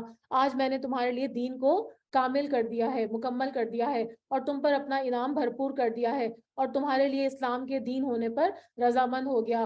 بس جو شخص شدت کی بھوک میں بےتاب ہو جائے تو بشرطے کہ کسی گناہ کی طرف اس کا میلان یا جھکاؤ نہ ہو, تو یقیناً اللہ تعالیٰ معاف کرنے والا اور بہت رحم فرمانے والا ہے. تو یہاں پر جو ہے وہ حرام چیزوں کا اس آیت میں تذکرہ کیا گیا. یہ 4 چیزیں ہیں, ایک تو مرا ہوا جانور, ایک خون, اور ایک خنزیر کا گوشت, اور اس کے علاوہ ایسا جانور جس کے اوپر اللہ کے سوا کوئی اور نام پکارا جائے. تو یہ سب جو ہے یہ محرمات ہیں, مطلب یہ ان کو ہم نہیں کھا سکتے. تو پھر تیسرا یہاں پر جو بتایا گیا کہ گلا گھٹنے سے مرے, یعنی گلا کوئی شخص گھونٹ دے یا کسی چیز میں پھنس کر, جیسے ہوتا ہے نا پٹا وغیرہ اس کا پھنس گیا جانور کا, تو پھر وہ مر جائے, تو دونوں صورتوں میں یہ جانور جو ہے نا مردار ہو جائے گا, تو پھر یہ حرام ہو جائے گا. اور اسی طرح سے اور کچھ کنڈیشنز بتا دیں کہ کیا کیا جو ہے وہ اونچی جگہ سے گر کے مرے, یا اگر مرنے کے جب کسی جانور نے دوسرے جانور کو سینگ مارا ہو, یا کسی درندے نے پھاڑ کھایا ہو, لیکن اگر اس کو مرنے سے پہلے ذبح کر لیا جائے تو پھر وہ حلال ہو جائے گا. اور جو آستانوں پر جو جانور ذبح کیے جاتے ہیں ان کو جو ہے وہ ان کو بھی حرام کہا گیا. اور فرمایا جا رہا ہے کہ اگر بالکل مرنے کی نوبت آ جائے اور اتنی زیادہ بھوک لگی ہوئی ہو تو پھر کیا کرنا ہے کہ پھر تھوڑا سا جو ہے وہ مردار میں سے کھا سکتے ہیں، اتنا کہ آپ کی جان بچ جائے، لیکن یہ نہیں کہ اس کو پیٹ بھر کے جو ہے وہ کھایا جائے۔ تو یہ اللہ تعالیٰ ایک طرح سے اجازت دے رہے ہیں کہ اللہ کی نافرمانی اور حد سے بڑھتے ہوئے صرف جان بچانا مقصود ہو تو پھر کھایا جا سکتا ہے۔ آپ صلی اللہ علیہ وسلم سے دریافت کرتے ہیں کہ ان کے لیے کیا کچھ حلال ہے۔ آپ صلی اللہ علیہ وسلم کہہ دیجئے کہ تمام پاک چیزیں تمہارے لیے حلال کی گئی ہیں، یعنی حرام تو 3 4 ہی ہیں، وہ بتا دی، لیکن تمام چیزوں سے مراد جو حلال ہے ہر حلال اور طیب ہے، اور حرام جو چیز ہے وہ خبیث یا ناپاک چیز ہے۔ تو تمام چیزیں جو ہیں وہ حلال کی گئی ہیں۔ اور جن شکار کھیلنے والے جانوروں کو تم نے سدھا رکھا ہو، یعنی جنہیں تم تھوڑا بہت وہ سکھاتے ہو جس کی تعلیم اللہ تعالیٰ نے تمہیں دے رکھی ہے، یعنی جوارح جو ہے وہ جارح کی جمع ہے، اس سے مراد کیا ہے؟ شکاری کتا، باز، چیتا، شکرا اور دیگر شکاری پرندے اور درندے۔ تو ان کو جو ہے نا جانور کے اوپر چھوڑ دیا جاتا تھا نا، تو وہ جانور کو پکڑ کے لاتے تھے اور پھر اس کو دبا کے اپنے پنجوں میں رکھتے تھے، تو اگر وہ زندہ ہوگا تو اس کو تو پھر آپ ذبح کر کے کھا سکتے ہیں، لیکن اگر اس نے اس پہ منہ مار لیا اور اس کو کھا لیا اور اس کو مار دیا تو پھر وہ بھی حرام ہو جائے گا۔ بس جس شکار کو وہ تمہارے لیے پکڑ کے روک رکھیں تو تم اس سے کھا لو اور اس پر اللہ تعالیٰ کے نام کا ذکر کر لیا کرو، یعنی پھر ان کو جو ہے وہ ذبح کرتے ہوئے اللہ اکبر پڑھنے کا حکم دیا جا رہا ہے۔ اور اللہ تعالیٰ سے ڈرتے رہو، یقیناً اللہ تعالیٰ جلد حساب لینے والا ہے۔ کل پاکیزہ چیزیں آج تمہارے لیے حلال کی گئی ہیں، اور اہل کتاب کا ذبیحہ تمہارے لیے حلال ہے، یعنی وہی ذبیحہ حلال ہوگا جس میں خون بہایا گیا ہوگا، مشینی ذبیحہ جو باہر ہوتا ہے نا وہ حلال نہیں ہوگا۔ تو خون بہنے کی جو ہے نا وہ شرط وہ ضروری ہے۔ تو اگر وہ لوگ بھی ہمارے طریقے سے ذبح کرتے ہیں تب تو آپ ان کا جو ہے وہ ذبیحہ کھا سکتے ہیں، لیکن اگر وہ جھٹکے کا گوشت ہے یا مشین سے اس کو جو ہے وہ حلال کیا گیا ہے، ذبح کیا گیا ہے، تو پھر وہ حلال نہیں ہوگا۔ اور تمہارا ذبیحہ ان کے لیے حلال ہے، اور پاک دامن مسلمان عورتیں اور جو لوگ تم سے پہلے کتاب دیے گئے ان کی پاک دامن عورتیں بھی حلال ہیں، یعنی اہل کتاب کی عورتوں سے نکاح کی اجازت جو ہے وہ دی جا رہی ہے، لیکن شرط کیا ہے کہ وہ پاک دامن ہو، یعنی بے حیائی کرنے والی نہ ہو۔ لیکن آج کل جس طرح کی وہاں پہ اہل کتاب عورتیں ہوتی ہیں کہ وہ میل ملاپ کرتی ہیں، مردوں کے ساتھ گھومنا پھرنا، ان کے اندر بے شرمی بے حیائی ہوتی ہے، تو پھر وہ نہیں ہوگا، ان کے ساتھ نہیں کر سکیں گے، کیونکہ ان کے ساتھ صرف نکاح جب کریں گے کہ جب وہ بالکل جو ہے وہ پاک دامن ہو، جبکہ تم ان کے مہر ادا کر دو، اس طرح کہ تم ان سے باقاعدہ نکاح کرو، یہ نہیں کہ اعلانیہ زنا کرو یا پوشیدہ بدکاریاں کرو۔ منکرین ایمان کے اعمال ضائع اور اکارت ہیں، اور آخرت میں وہ ہارنے والوں میں سے ہو جائیں گے۔ یا ایھا الذین آمنوا اذا قمتم الی الصلاۃ فاغسلوا وجوہکم وایدیکم الی المرافق وامسحوا برؤوسکم وارجلکم الی الکعبین۔ تو یہاں پر کیا بتایا جا رہا ہے کہ اے ایمان والو، جب تم نماز کے لیے اٹھو تو اپنے منہ کو اور اپنے ہاتھوں اور کوہنیوں سمیت دھو لو، یعنی یہاں پہ وضو کا جو ہے وہ طریقہ بتایا جا رہا ہے، اور جیسا حدیث سے ہم کو پھر اس کا پوری ڈیٹیل ملتی ہے نا وضو کیسے کیا جاتا ہے، تو وہ آپ کو حدیث سے ملے گی۔ اس کے بعد فرمایا کہ اپنے سروں کا مسح کرو اور اپنے پاؤں کو ٹخنوں سمیت دھو لو، اور اگر تم جنابت کی حالت میں ہو تو غسل کر لو، یعنی وہ ناپاکی جو کہ مطلب آپ کو وہ کر دے، ناپاک کر دے نا، تو اس کے لیے پھر جس میں غسل فرض ہو جاتا ہے، تو ایسی ناپاکی کے بارے میں بتایا جا رہا ہے کہ جب تک تم جنابت کی حالت میں ہو تو پھر غسل کر لو، اور اگر تم بیمار ہو یا سفر کی حالت میں ہو یا تم میں سے کوئی حاجت ضرورت سے فارغ ہو کر آیا ہو یا تم عورتوں سے ملے ہو اور تمہیں پانی نہ ملے تو پاک مٹی سے تیمم کر لو اور اسے اپنے چہرے اور ہاتھوں پر مل لو۔ تو یہ طریقہ ہم سورہ نساء میں بھی پڑھ چکے ہیں نا، تو یہ تیمم کرنے کی پھر اجازت ہے اگر پانی نہ ملے۔ اور اللہ تعالیٰ تم پر کسی قسم کی تنگی ڈالنا نہیں چاہتا، بلکہ اس کا ارادہ تمہیں پاک کرنے کا اور تمہیں بھرپور نعمت دینے کا ہے، یعنی اسی لیے حدیث میں جو ہے وہ وضو کے بعد دعا کرنے کی ترغیب ہے، تو وضو کے بعد کی دعائیں ہوتی ہیں نا وہ بھی آپ یاد کر سکتے ہیں تاکہ تم شکر ادا کرتے رہو۔ اور تم پر اللہ تعالیٰ کی جو نعمتیں نازل ہوئی ہیں انہیں یاد رکھو، اور اس کے بعد اس عہد کو بھی جس کا تم سے معاہدہ ہوا ہے، جبکہ تم نے کہا کہ ہم نے سنا اور مانا، اور اللہ تعالیٰ سے ڈرتے رہو، یقیناً اللہ تعالیٰ دلوں کی باتوں کو جاننے والا ہے۔ یا ایھا الذین آمنوا کونوا قوامین للہ شہداء بالقسط، اے ایمان والو تم اللہ کی خاطر حق پر قائم ہو جاؤ اور راستی اور انصاف کے ساتھ گواہی دینے والے بن جاؤ۔ حدیث میں آتا ہے کہ حضرت نعمان بن بشیر فرماتے ہیں کہ میرے باپ نے مجھے عطیہ دیا تو میری والدہ نے کہا کہ اس عطیے پر آپ جب تک اللہ کے رسول کو گواہ نہیں بنائیں گے میں راضی نہیں ہوگی۔ چنانچہ میرے والد نبی اکرم صلی اللہ علیہ وسلم کی خدمت میں آئے تو آپ صلی اللہ علیہ وسلم نے پوچھا تم نے اپنی ساری اولاد کو اسی طرح کا عطیہ دیا ہے؟ اچھا یہ دوسری اس کے بعد والی آیت ہے شاید جو میں مس کر دی، چلے میں پہلے آپ کو بتا دیتی ہوں. تو انہوں نے نفی میں جواب دیا تو آپ صلی اللہ علیہ وسلم نے فرمایا اللہ سے ڈرو اور اولاد کے درمیان انصاف کرو. فرمایا کہ میں ظلم پر گواہ نہیں بنوں گا. تو یہاں پر کیا فرمایا جا رہا ہے کہ ایمان والو تم اللہ کی خاطر حق پر قائم ہو جاؤ اور راستے اور انصاف کے ساتھ گواہی دینے والے بن جاؤ. کسی قوم کی عداوت تمہیں خلاف عدل پر آمادہ نہ کرے، یعنی عدل کو ہم کہیں نہیں چھوڑ سکتے. جیسے بچوں کے معاملے میں بھی انصاف کرنے کا حکم ہے، ابھی میں نے آپ کو واقعہ بتایا اس میں. تو اسی طرح ہم کسی بھی کوئی بھی رشتہ دار ہو، ہمارے بہن بھائی ہو، کچھ بھی ہو، لیکن ہم عدل کو اپنے ہاتھ سے نہیں جانے دیں گے، انصاف کے ساتھ جو ہے وہ فیصلہ کریں گے. عدل کیا کرو جو پرہیزگاری کے زیادہ قریب ہے، اور اللہ تعالیٰ سے ڈرتے رہو. یقین مانو اللہ تعالیٰ تمہارے اعمال سے باخبر ہے. اللہ تعالیٰ کا وعدہ ہے کہ جو ایمان لائیں گے اور نیک کام کریں گے ان کے لیے وسیع مغفرت ہے اور بہت بڑا اجر و ثواب ہے، اور جن لوگوں نے کفر کیا اور ہمارے احکام کو جھٹلایا وہ دوزخی ہیں. اے ایمان والو، اللہ تعالیٰ نے جو احسان تم پر کیا ہے اسے یاد کرو. جبکہ ایک قوم نے تم پر دست درازی کرنی چاہی تو اللہ تعالیٰ نے ان کے ہاتھوں کو تم تک پہنچنے سے روک دیا. اس آیت کے شان نزول میں جو ہے نا متعدد واقعات بیان ہوئے. ایک واقعہ تو اس عرابی کا ہے جس نے آپ صلی اللہ علیہ وسلم جب ایک سفر سے واپسی پر ایک درخت کے سائے میں آرام کر رہے تھے تو تلوار درخت سے لٹکی ہوئی تھی. اس عرابی نے تلوار پکڑ کر آپ صلی اللہ علیہ وسلم کے اوپر سونت لی اور کہنے لگا اے محمد صلی اللہ علیہ وسلم آپ کو مجھ سے کون بچائے گا؟ آپ صلی اللہ علیہ وسلم نے بلا تعامل کہا اللہ اللہ، یعنی اللہ بچائے گا. یہ کہنا تھا کہ تلوار اس کے ہاتھ سے گر گئی. تو اس طرح کے ایک دو واقعات اور بھی ہیں. تو کوئی بھی واقعہ ہو سکتا ہے اور ہم اس کو ویسے بھی ان جرنل بھی لے سکتے ہیں. تو فرمایا کہ اللہ تعالیٰ نے ان کے ہاتھوں کو تم تک پہنچنے سے روک دیا اور اللہ تعالیٰ سے ڈرتے رہو اور مومنوں کو اللہ ہی پر بھروسہ کرنا چاہیے. اور اللہ تعالیٰ نے بنی اسرائیل سے عہد و پیمان لیا، یعنی جب مومنوں کو عہد اور میثاق پورا کرنے کی تاکید کی جو حضرت محمد صلی اللہ علیہ وسلم کے ذریعے لیا گیا تھا تو پھر ان کو اس پر شہادت عدل کا حکم دیا گیا. تو ان سے بھی اس مقام پر اسی عہد کا ذکر کیا جا رہا ہے جو بنی اسرائیل سے لیا گیا تھا اور وہ اس عہد کو پورا کرنے میں ناکام رہے تھے. اور اللہ تعالیٰ نے فرما دیا کہ یقیناً میں تمہارے ساتھ ہوں. اگر تم نماز قائم رکھو گے اور زکوٰۃ دیتے رہو گے اور میرے رسولوں کو مانتے رہو گے اور ان کی مدد کرتے رہو گے اور اللہ تعالیٰ کو بہترین قرض دیتے رہو گے تو یقیناً میں تمہاری برائیاں تم سے دور کر دوں گا اور تمہیں ان جنتوں میں لے جاؤں گا جن کے نیچے چشمے بہ رہے ہیں. اب اس عہد و پیمان کے بعد بھی تم میں سے جو انکار کرے گا یقیناً وہ راہ راست سے بھٹک جائے گا.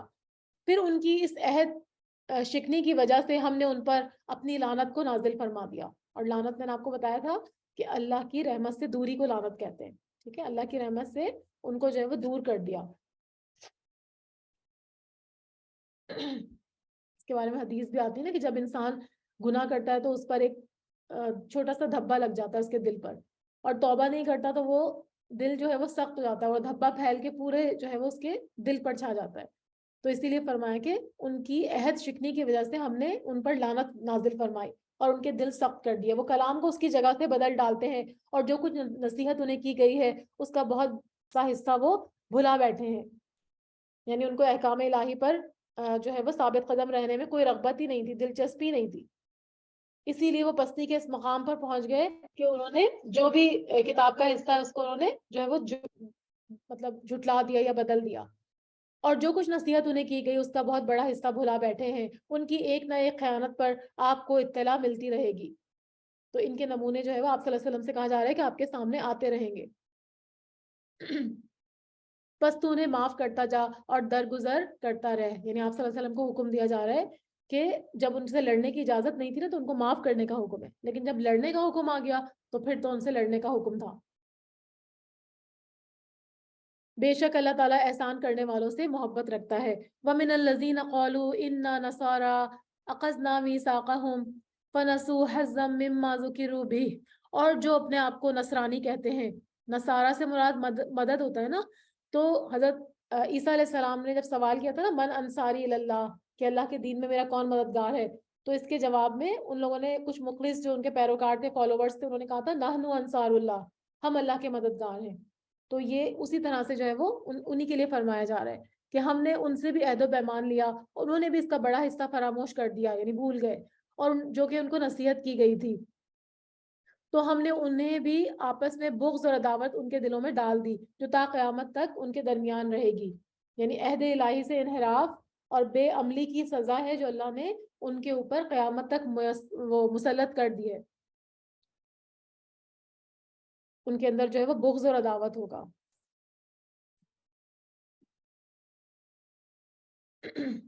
اے اہل کتاب، یقیناً تمہارے پاس ہمارا رسول صلی اللہ علیہ وسلم آ چکے ہیں جو تمہارے سامنے کتاب اللہ کی بکثرت ایسی باتیں ظاہر کر رہا ہے جن کو تم چھپاتے تھے.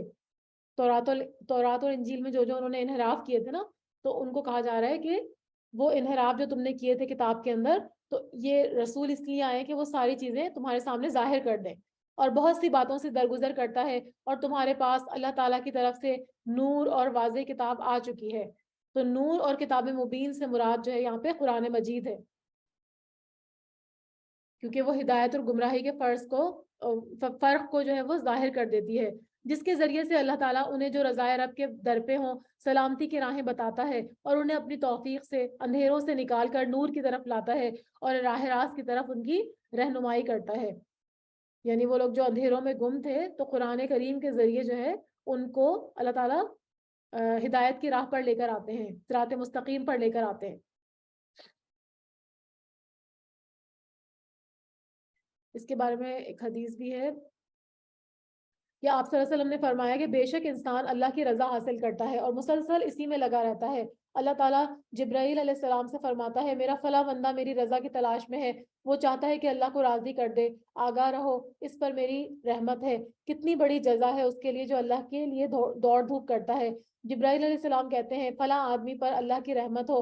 حاملین عرش بھی یہی کہتے ہیں اور ان کے آس پاس کے فرشتے بھی یہی کہنے لگتے ہیں، حتیٰ کہ ساتوں آسمان والے بھی یہی کہتے ہیں، یہاں تک کہ یہ بات زمین پر ڈال دی جاتی ہے. تو اللہ کی رضا میں جب ہم اللہ کی جو ہے وہ رضا میں کوششیں کرتے رہتے ہیں نا، تو پھر اللہ تعالیٰ جو ہے وہ ہمارے لیے لوگوں کی محبت دلوں میں ڈال دیتے ہیں. تو یہاں پر یہی فرمایا جا رہا ہے کہ ان کو ایسے لوگوں کو اللہ تعالیٰ سلامتی کی راہیں بتاتا ہے اور ان کو اندھیروں سے نکال کر نور کی طرف لے کر آتا ہے.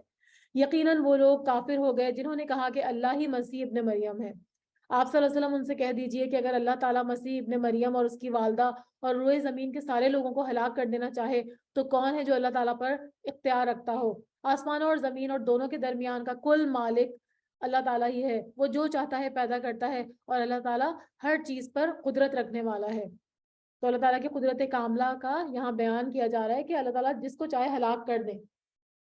تو یہ لوگ جو ہے وہ اللہ کی الوہیت میں شریک نہیں ہے، یہ اللہ کے بندے ہیں اور اللہ تعالیٰ ان کو ہلاک کرنے پر بھی قادر ہے. ہر آسمان اور زمین کی جتنی چیزیں ان سب کا مالک اللہ تعالیٰ ہے.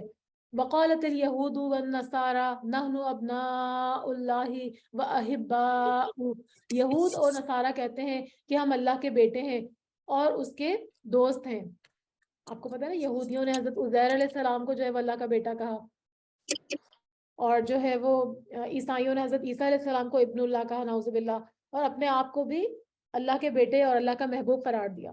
تو یہاں پہ ان کے اس طرز عمل کی بات کی جا رہی ہے. آپ صلی اللہ علیہ وسلم کہہ دیجئے پھر تمہیں ہمارے گناہوں کے باعث اللہ کیوں سزا دیتا ہے؟ یعنی تم اگر اللہ کے اتنے چہیتے اور محبوب ہو تو پھر تم تو جو چاہے کرو، تم سے اللہ باز پرسی نہیں کرے گا، تو پھر کیوں تمہیں گناہوں کی پاداش میں اللہ تعالیٰ سزا دیتے ہیں؟ نہیں، بلکہ تم بھی اس کی مخلوق میں سے ایک انسان ہو. وہ جسے چاہتا ہے بخش دیتا ہے اور جسے چاہتا ہے عذاب دیتا ہے.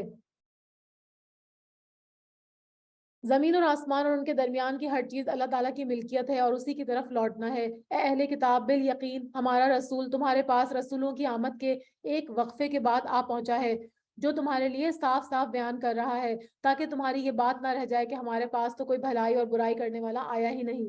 بس اب تو یقیناً خوشخبری سنانے والا اور آگاہ کرنے والا آ پہنچا ہے اور اللہ تعالیٰ ہر چیز پر قدرت رکھنے والا ہے. تو حضرت عیسیٰ اور حضرت محمد صلی اللہ علیہ وسلم کے درمیان جو ڈفرنس تھا، مطلب فاصلہ تھا، کتنے عرصے بعد جو محمد صلی اللہ علیہ وسلم آئے، وہ تقریباً 570 یا 600 سال کا فاصلہ تھا، اور یہ زمانہ فطرت کہلاتا ہے. تو اہل کتاب کو کہا جا رہا ہے کہ اس فطرت کے بعد ہم نے اپنا آخری رسول صلی اللہ علیہ وسلم بھیج دیے تاکہ تم یہ نہ کہہ سکو کہ ہمارے پاس تو کوئی رسول نہیں آیا. تو اپنی حجت جو ہے وہ اللہ تعالیٰ نے تمام کر دی. وَإِذْ قَالَ مُوسَىٰ لِقَوْمِهِ يَا قَوْمِ اذْكُرُوا نِعْمَةَ اللَّهِ عَلَيْكُمْ إِذْ جَعَلَ فِيكُمْ أَنْبِيَاءَ وَجَعَلَكُمْ مُلُوكًا. اب یہاں سے موسیٰ علیہ السلام کے بارے میں جو ہے وہ بات ہو رہی ہے کہ یاد کرو کہ موسیٰ علیہ السلام نے اپنی قوم سے کہا تھا کہ اے میری قوم کے لوگوں، اللہ تعالیٰ کے اس احسان کا ذکر کرو کہ اس نے تم میں سے پیغمبر بنائے اور تمہیں بادشاہ بنایا. یعنی بنی اسرائیل کے بیشتر انبیاء جو تھے نا، جو بیشتر انبیاء تھے نا، وہ بنی اسرائیل ہی میں سے تھے. اور حضرت عیسیٰ علیہ السلام پر پھر ان کو مطلب ان کا جو ہے وہ ان کو کلوز کر دیا گیا. اب ان کی نسل سے جو ہے وہ نہیں آئے. پھر اس کے بعد جو پیغمبر تھے وہ اسماعیل علیہ السلام کی نسل سے آئے اور وہ محمد صلی اللہ علیہ وسلم ہیں. اور بنی اسرائیل میں آپ کو پتا ہے بہت سارے بادشاہ بھی گزرے، جیسے سلیمان علیہ السلام کی بادشاہ تھے، داؤد علیہ السلام کی بادشاہ تھے. تو اللہ تعالیٰ نے ان کو اپنے احسانوں کا جو ہے وہ تذکرہ کر رہے ہیں، یاد دلا رہے ہیں کہ میرے احسانوں کو یاد کرو. اور تمہیں وہ دیا جو تمام عالم میں کسی کو نہیں دیا. یعنی ان انعامات اور معجزات کی طرف اشارہ ہے جس سے بنی اسرائیل کو نوازا گیا، جیسے من و سلوہ کا نزول ہوا، بادلوں کا سایہ ہوا، فرعون سے نجات کے لیے دریا میں راستہ بنا دیا. تو بہت ساری ان کو جو ہے وہ نعمتیں دی گئی جو کسی کو بھی دنیا میں نہیں دی گئی.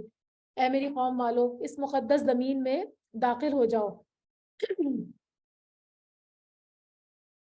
تو یہاں پر جو ہے نا، جو مقدس زمین کی بات ہو رہی ہے نا، تو اس میں بنی اسرائیل کے جو وارث تھے ان کا مسکن تو بیت المقدس تھا، لیکن حضرت یوسف علیہ السلام کے زمانے میں مصر میں یہ لوگ جا کر مصر آباد ہو گئے تھے، اور تب سے اس وقت تک یہ مصر ہی میں تھے.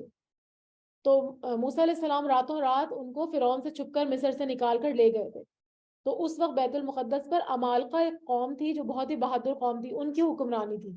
تو حضرت موسیٰ علیہ السلام نے ان کو بیت المقدس میں جا کر آباد کرنے کا عزم کیا. تو پہلے ان کے لیے جو عمالقہ قوم تھی نا، ان سے جہاد ضروری تھا. تو اسی لیے حضرت موسیٰ علیہ السلام نے اپنی قوم کو اس مقدس زمین میں داخل ہونے کا حکم دیا اور ان کو کہا کہ ان سے جو ہے نا تم لڑائی کرو. تو وہ کیا کہنے لگے؟ وہ کہنے لگے کہ جو اللہ تعالیٰ نے تمہارے نام لکھ دی ہے، یعنی یہ لڑائی جو ہے وہ فتح اور نصرت ہے جس کا وعدہ اللہ نے جہاد کی صورت میں کر رکھا ہے. یعنی تم جہاد کرو گے ان سے تو اللہ تعالیٰ تم کو فتح اور کامیابی عطا فرمائیں گے. اور اپنی پشت کے بل روگردانی نہ کرو، یعنی جہاد سے اعراض مت برتو ورنہ پھر نقصان میں جا پڑو گے. انہوں نے جواب دیا، اے موسیٰ علیہ السلام، وہاں تو زور آور سرکش لوگ ہیں، اور جب تک وہ وہاں سے نکل نہیں جائیں گے ہم تو ہرگز وہاں نہیں جائیں گے. ہاں اگر وہ وہاں سے نکل جائے تو پھر ہم بخوشی چلے جائیں گے. تو یہاں پہ ان کی کم ہمتی کا جو ہے وہ تذکرہ کیا جا رہا ہے کہ انہوں نے کیا کیا، عمالقہ کی بہادری سے مرعوب ہو گئے اور پہلے ہی مرحلے میں ہمت ہار گئے کہ جب یہ نکلیں گے تب ہم جائیں گے ورنہ ہم نہیں جائیں گے. دو شخصوں نے جو خدا ترس لوگوں میں سے تھے جن پر اللہ کا فضل تھا کہا کہ تم ان کے پاس دروازے میں تو پہنچ جاؤ، دروازے میں قدم رکھتے ہی یقیناً تم غالب آ جاؤ گے، اور اگر تم مومن ہو تو تمہیں اللہ تعالیٰ ہی پر بھروسہ رکھنا چاہیے.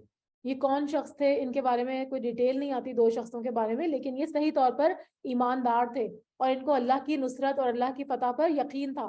انہوں نے اپنی قوم کو سمجھایا کہ تم جو ہے ہمت تو کرو، پھر دیکھو اللہ تعالیٰ تمہیں کیسے غلبہ عطا کرتے ہیں. قوم نے جواب دیا، اے موسیٰ علیہ السلام، جب تک وہ وہاں رہیں گے ہم ہرگز وہاں نہیں جائیں گے، اس لیے تم اور تمہارا پروردگار جا کر دونوں ہی لڑو بھڑو، ہم یہیں بیٹھے ہوئے ہیں. یعنی اتنا سمجھانے کے بعد بھی بنی اسرائیل جو تھے انہوں نے بدترین بزدلی دکھائی اور سرکشی کا مظاہرہ کرتے ہوئے کہا کہ تم اور تمہارے رب جا کے جو وہ لڑے. حالانکہ جب جنگ بدر ہوئی تھی تو اس موقع پر نبی اکرم صلی اللہ علیہ وسلم نے صحابہ سے مشورہ کیا تھا، تو انہوں نے قلت تعداد اور قلت وسائل کے باوجود جہاد لینے کا بھرپور عزم کیا تھا اور کہا تھا کہ یا رسول اللہ صلی اللہ علیہ وسلم، ہم آپ کو اس طرح نہیں کہیں گے جس طرح قوم موسیٰ نے موسیٰ علیہ السلام کو کہا تھا. یہ صحیح بخاری کی حدیث ہے. تو انہوں نے تو صاف انکار کر دیا. موسیٰ علیہ السلام کہنے لگے، الہی مجھے تو بجز اپنے اور میرے بھائی کے کسی اور پر کوئی اختیار نہیں ہے، بس تو ہم میں اور ان نافرمانوں میں جدائی ڈال دے. یعنی انہوں نے بے بسی کا اظہار کیا کہ میں ان کے ساتھ زبردستی تو نہیں کر سکتا. تو کہا کہ ہم دونوں کو جو ہے وہ دور کر دے، ان نافرمانوں میں اور ہم میں دوری کر دے. ارشاد ہوا، اب زمین ان پر 40 سال تک حرام کر دی گئی ہے، یہ خانہ بدوش ادھر ادھر سرگرداں پھرتے رہیں گے، اسی لیے تم ان فاسقوں کے بارے میں غمگین نہ ہونا. یہ میدان جو تھا وہ میدان تیا کہلاتا ہے، جس میں 40 سال تک یہ قوم جو تھی نافرمانی کی وجہ سے اور جہاد سے منہ موڑنے کی وجہ سے یہ 40 سال تک وہاں پھرتی رہی.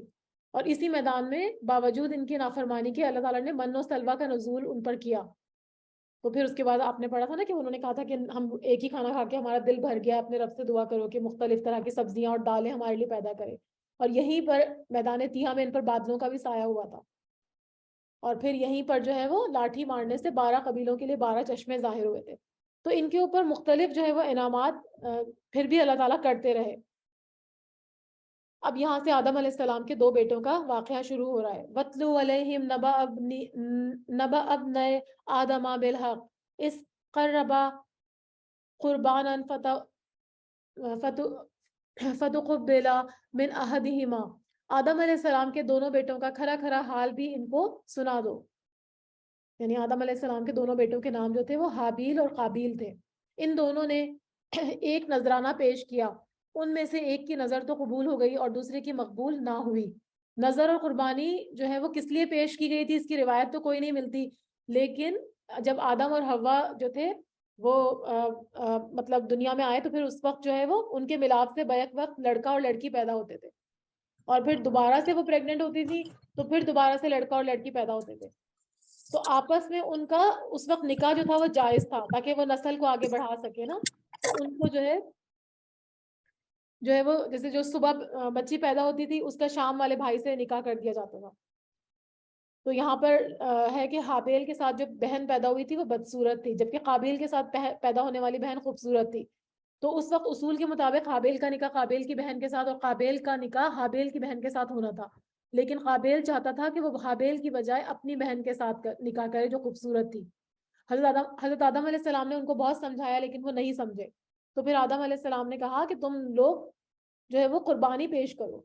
دونوں کو کہا، دونوں بیٹوں کو، تو جس کی قربانی قبول ہو جائے گی تو اس کا نکاح پھر اس کے ساتھ کر دیا جائے گا. تو حابیل کی قربانی قبول ہو گئی. آسمان سے ایک آگ آئی اور اس کو کھا گئی جو اس کے قبول ہونے کی دلیل تھی. تو یہاں پر وہی اسی واقعے کا تذکرہ ہے جس کا میں نے آپ کو یہ تفصیل بتائی.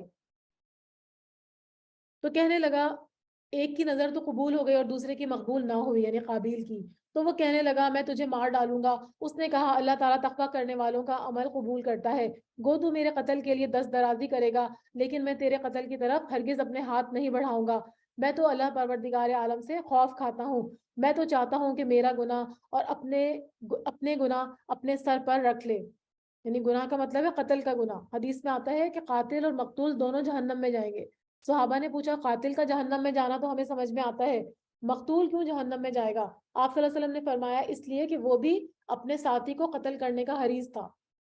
یہ صحیح بخاری کی حدیث ہے. اور اس میں جو ہے وہ یہ منع کر رہے تھے نا، یہ کہہ رہے تھے تم تو دس درازی کرو گے لیکن میں تمہارے قتل کی طرف جو ہے وہ ہرگز اپنے ہاتھ نہیں بڑھاؤں گا کیونکہ میں اللہ سے ڈرنے والا ہوں. میں تو چاہتا ہوں کہ تو میرے گناہ اور اپنے گناہ سر پر رکھ لے اور دوزخیوں میں شامل ہو جا.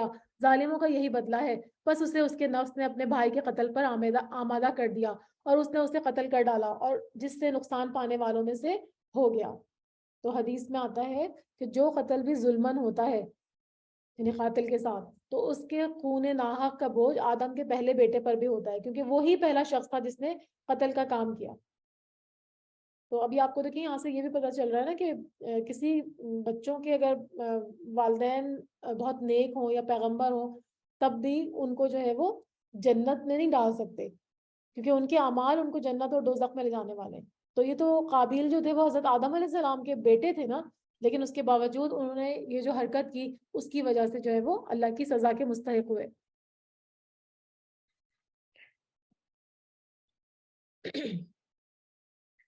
پھر اللہ تعالیٰ نے ایک کوے کو ان پر بھیجا جو زمین کھود رہا تھا تاکہ اسے دکھائے کہ وہ کس طرح اپنے بھائی کی لاش کو چھپا دے.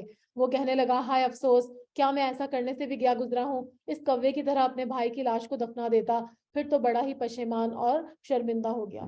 تو قابیل جو تھا اس کو تو دفن کرنے کا طریقہ بھی نہیں آتا تھا کیونکہ یہ زمین پر پہلا قتل تھا. تو ایک کوے کے ذریعے اللہ تعالیٰ نے ان کو یہ دفن کرنے کی جو ہے وہ تعلیم دی. تو اب وہ پشیمان اور شرمندہ ہوئے، لیکن اب پشیمان شرمندہ ہونے کا کوئی فائدہ نہیں تھا کیونکہ اب تو وہ جو ہے وہ فوت ہو ہی چکے تھے.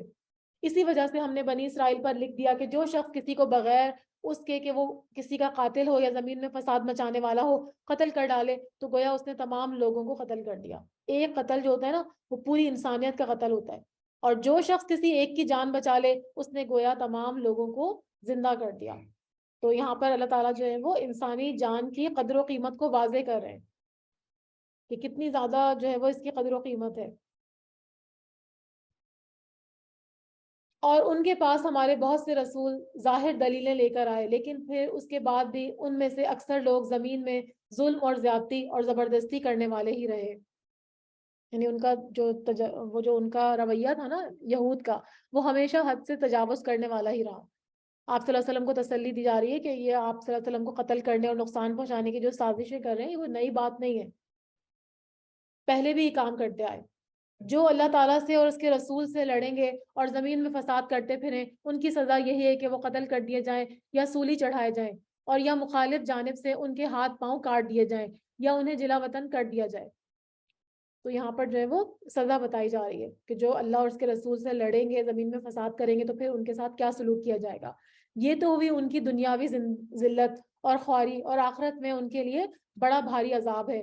ہاں، جو لوگ اس سے پہلے توبہ کر لیں تو تم ان پر قابو پالو، یعنی پکڑنے سے پہلے ہی وہ لوگ توبہ کر لیں، اور تو پھر ان کو قتل نہیں کیا جائے گا. یقین مانو اللہ تعالیٰ بڑی بخشش والا اور بڑے رحم فرمانے والا ہے. یعنی اگر وہ توبہ کر کے اسلامی حکومت کی اطاعت کا اعلان کر دے نا، تو پھر ان کو معاف کر دیا جائے گا، پھر ان کو یہ سزا نہیں دی جائے گی. مسلمانوں، اللہ تعالیٰ سے ڈرتے رہو اور اس کا قرب تلاش کرو، اس کی راہ میں جہاد کرو تاکہ تمہیں تمہارا بھلا ہو سکے. اب یہاں پھر مسلمانوں کو یا ایھا الذین کہہ کے مخاطب کیا جا رہا ہے اور کہا جا رہا ہے کہ اللہ سے ڈرتے رہو. وسیلہ کا مطلب کیا ہوتا ہے؟ کہ جو کسی مقصد کے حصول یا اس کے قرب کا ذریعہ ہو. وسیلہ لکھا ہوا ہے یہاں پر کہ اللہ کے قریب ہونے کے بہانے تلاش کرو اور اس کے ذریعے تلاش کرو. وہ کیا ہے؟ اللہ کا جو ہے وہ قرب حاصل کرنے کے وسیلے کیا ہیں؟ نیکی کے کام، یعنی نیکیوں کی کثرت اللہ کے قرب کا ذریعہ ہے. نماز پڑھنا اللہ کے قرب کا ذریعہ ہے. آپ صلی اللہ علیہ وسلم نے فرمایا اے کعب، نماز قربت کا ذریعہ ہے، نیک اعمال بھی وسیلہ ہے، تہجد جو ہے وہ بھی اللہ کے قرب کا وسیلہ ہے، اور قرآن سے تعلق بھی اللہ کے قرب کا وسیلہ ہے. نبی اکرم صلی اللہ علیہ وسلم نے فرمایا بے شک کچھ لوگ اللہ والے ہیں. صحابہ نے عرض کیا اے اللہ کے رسول وہ کون لوگ ہیں؟ آپ صلی اللہ علیہ وسلم نے فرمایا قرآن والے، اہل اللہ اور اس کے خاص لوگ ہیں. تو رات کا جو آخری حصہ ہوتا ہے نا، تہجد کا ٹائم، اس میں بندہ جو ہے اپنے رب کے بہت قریب ہوتا ہے. اگر اس وقت ہم اللہ کا ذکر کریں تو ایسا کرنا جو ہے وہ بہت ہی پسندیدہ ہے. اللہ تعالیٰ اس وقت پہلے آسمان پر آتے ہیں، آسمان دنیا پر، اور پوچھتے ہیں کہ کوئی ہے جو مجھ سے کچھ طلب کرے تو میں اس کو عطا کر دوں. تو ابھی رمضان کا مہینہ انشاءاللہ آ رہا ہے، کل یا پرسوں روزہ ہوگا انشاءاللہ. تو ہم جو ہے وہ تہجد کا ضرور اہتمام کریں. بھلے 2 رکعت ہی پڑھیں لیکن ضرور تہجد کا اہتمام کریں، کیونکہ نوافل کا ثواب جو ہے وہ فرض کے برابر ہے رمضان کے مہینے میں. یقین مانو کہ کافروں کے لیے اگر وہ سب کچھ ہو جو ساری زمین میں ہے، بلکہ اس کے ہی مثال اور بھی ہو، اور وہ اس سب کو قیامت کے دن عذاب کے بدلے فدیے میں دینا چاہیں تو بھی ناممکن ہے ان کا فدیہ قبول کیا جائے گا. ان کے لیے تو دردناک عذاب ہے. اس کے بارے میں ایک حدیث آتی ہے کہ ایک جہنمی کو جہنم سے نکال کر اللہ تعالیٰ کی بارگاہ میں پیش کیا جائے گا. اللہ تعالیٰ اس سے پوچھیں گے تو نے اپنی آرام گاہ کیسی پائی؟ وہ کہے گا بدترین آرام گاہ. اللہ تعالیٰ فرمائے گا کیا تو زمین بھر سونا فدیے میں دے کر اس سے چھٹکارا چاہتا ہے حاصل کرنا؟ تو وہ اس بات میں جواب دے گا. اللہ تعالیٰ فرمائیں گے میں نے تو دنیا میں اس سے بھی بہت کم کا تجھ سے مطالبہ کیا تھا، اور وہاں اس کی تم نے پرواہ نہیں کی تھی، اور اس کو دوبارہ سے جہنم میں ڈال دیا جائے گا. یہ صحیح مسلم کی حدیث ہے. یہ چاہیں گے کہ دوزخ میں سے نکل جائیں لیکن یہ ہرگز اس میں سے نکل نہیں سکیں گے. ان کے لیے تو دوامی عذاب ہے، یعنی ہمیشہ کا عذاب ہے، ہمیشہ ہمیشہ کے لیے وہ جہنم میں رہیں گے. لیکن مومنوں کو سزا دے کے جہنم سے نکال لیا جائے گا، جو مطلب جنہوں نے غلط کام کیے ہوں گے، لیکن ان کو نہیں نکالا جائے گا. چوری کرنے والے مرد اور عورت کا ہاتھ کاٹ دیا کرو. والسارق والسارقہ فاقطعوا ایدیہما جزاء بما کسبا نکالا من اللہ واللہ عزیز حکیم. یعنی یہاں پر جو ہے وہ چاہے چوری تھوڑی چیز کی ہو زیادہ کی، تو ہر صورت میں چوری کی سزا دینے کا حکم کیا گیا. اور دوسرے کچھ فقہا یہ بھی کہتے ہیں کہ اس میں کوئی نصاب ضروری ہے. تو نصاب کی کتنی کیا تعین ہے کہ کتنی بڑی چیز چوری کی ہو، تو اس کی جو ہے وہ مختلف لوگوں کی مختلف رائے ہیں. تو ان کے ہاتھ کاٹنے کا حکم ہے، کیونکہ جب ہاتھ کٹ جائے گا نا تو پھر دوسرے ان کو دیکھ کے عبرت پکڑیں گے اور ان کو چوری کی ہمت نہیں ہوگی. تو اسی لیے اسلام نے جو ہے وہ تھوڑی سخت سزائیں رکھی تاکہ دوسرے لوگوں کو جو ہے وہ دوسرے لوگوں کو عبرت ہو اور وہ یہ کام کرنے سے گریز کریں. یہ بدلہ ہے اس کا جو انہوں نے کیا. عذاب اللہ کی طرف سے ہے اور اللہ تعالیٰ قوت اور حکمت والا ہے. جو شخص اپنے گناہ کے بعد توبہ کر لے اور اصلاح کر لے تو اللہ تعالیٰ رحمت کے ساتھ اس کی طرف لوٹتا ہے۔ توبہ سے مراد کیا ہے کہ یہ توبہ نہیں کہ چوری سے یا کسی قابل حد جرم کی سزا معاف ہو جائے گی۔ جو قابل حد جرم ہوگا تو وہ تو آپ نے کرنا ہی پڑے گا۔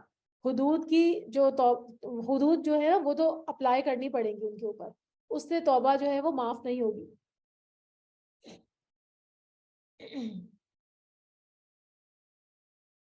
تو یہاں چوری کی سزا بتائی جا رہی ہے۔ یقیناً اللہ تعالیٰ معاف کرنے والا اور مہربانی کرنے والا ہے۔ کیا تمہیں معلوم نہیں ہے کہ اللہ تعالیٰ ہی کے لیے زمین اور آسمان کی بادشاہت ہے؟ جسے چاہے سزا دے اور جسے چاہے معاف کر دے۔ اللہ تعالیٰ ہر چیز پر قدرت رکھنے والا ہے۔ اے رسول صلی اللہ علیہ وسلم، آپ صلی اللہ علیہ وسلم ان لوگوں کے پیچھے نہ کڑیے جو کفر میں سبقت کر رہے ہیں، خواہ وہ ان منافقوں میں سے ہوں جو زبانی تو ایمان کا دعویٰ کرتے ہیں لیکن حقیقتاً ان کے دل میں ایمان نہیں ہے۔ یعنی وہ اوپر سے تو ایمان کا دعویٰ کرتے تھے لیکن دل جو تھے ان کے ایمان سے خالی تھے۔ تو آپ صلی اللہ علیہ وسلم کو کہا جا رہا ہے کہ ان کے اوپر افسوس نہ کریں، کیونکہ آپ صلی اللہ علیہ وسلم کو بہت افسوس ہوتا تھا کہ یہ لوگ ایمان نہیں لائے، تو آپ کو جو ہے وہ اس سے روکا جا رہا ہے۔ اور یہودیوں میں سے کچھ لوگ ایسے ہیں جو غلط باتیں سننے کے عادی ہیں اور ان لوگوں کے جاسوس ہیں جو اب تک آپ کے پاس نہیں آئے۔ وہ کلمات کو اصلی جگہ سے چھوڑ کر انہیں تبدیل کر دیتے ہیں اور کہتے ہیں اگر تم یہی حکم دیے جاؤ تو قبول کر لینا، اور اگر یہ حکم نہ دیے جاؤ تو الگ تھلگ جو ہے وہ ہو جانا۔ اس کے بارے میں بھی شان نزول میں دو واقعات بیان کیے جاتے ہیں۔ ایک یہ ہے کہ دو شادی شدہ یہودی جو زانی، انہوں نے زنا کیا تھا، مرد اور عورت تھے، انہوں نے اپنی کتاب تورات میں رد و بدل کر لیا اور اس کے علاوہ کئی باتوں اور کئی احکام پر بھی وہ عمل نہیں کرتے تھے۔ ایک رجم کا حکم تھا، یعنی پتھر مار کے ہلاک کرنے کا، تو وہ بھی انہوں نے جو ہے وہ اس کو بدل دیا تھا، اور انہوں نے کہا تھا کہ ہمیں جو ہے وہ ہمارے ایجاد کردہ طریقے کے مطابق کوڑے مارنے اور منہ کالا کرنے کی سزا کا فیصلہ ہے۔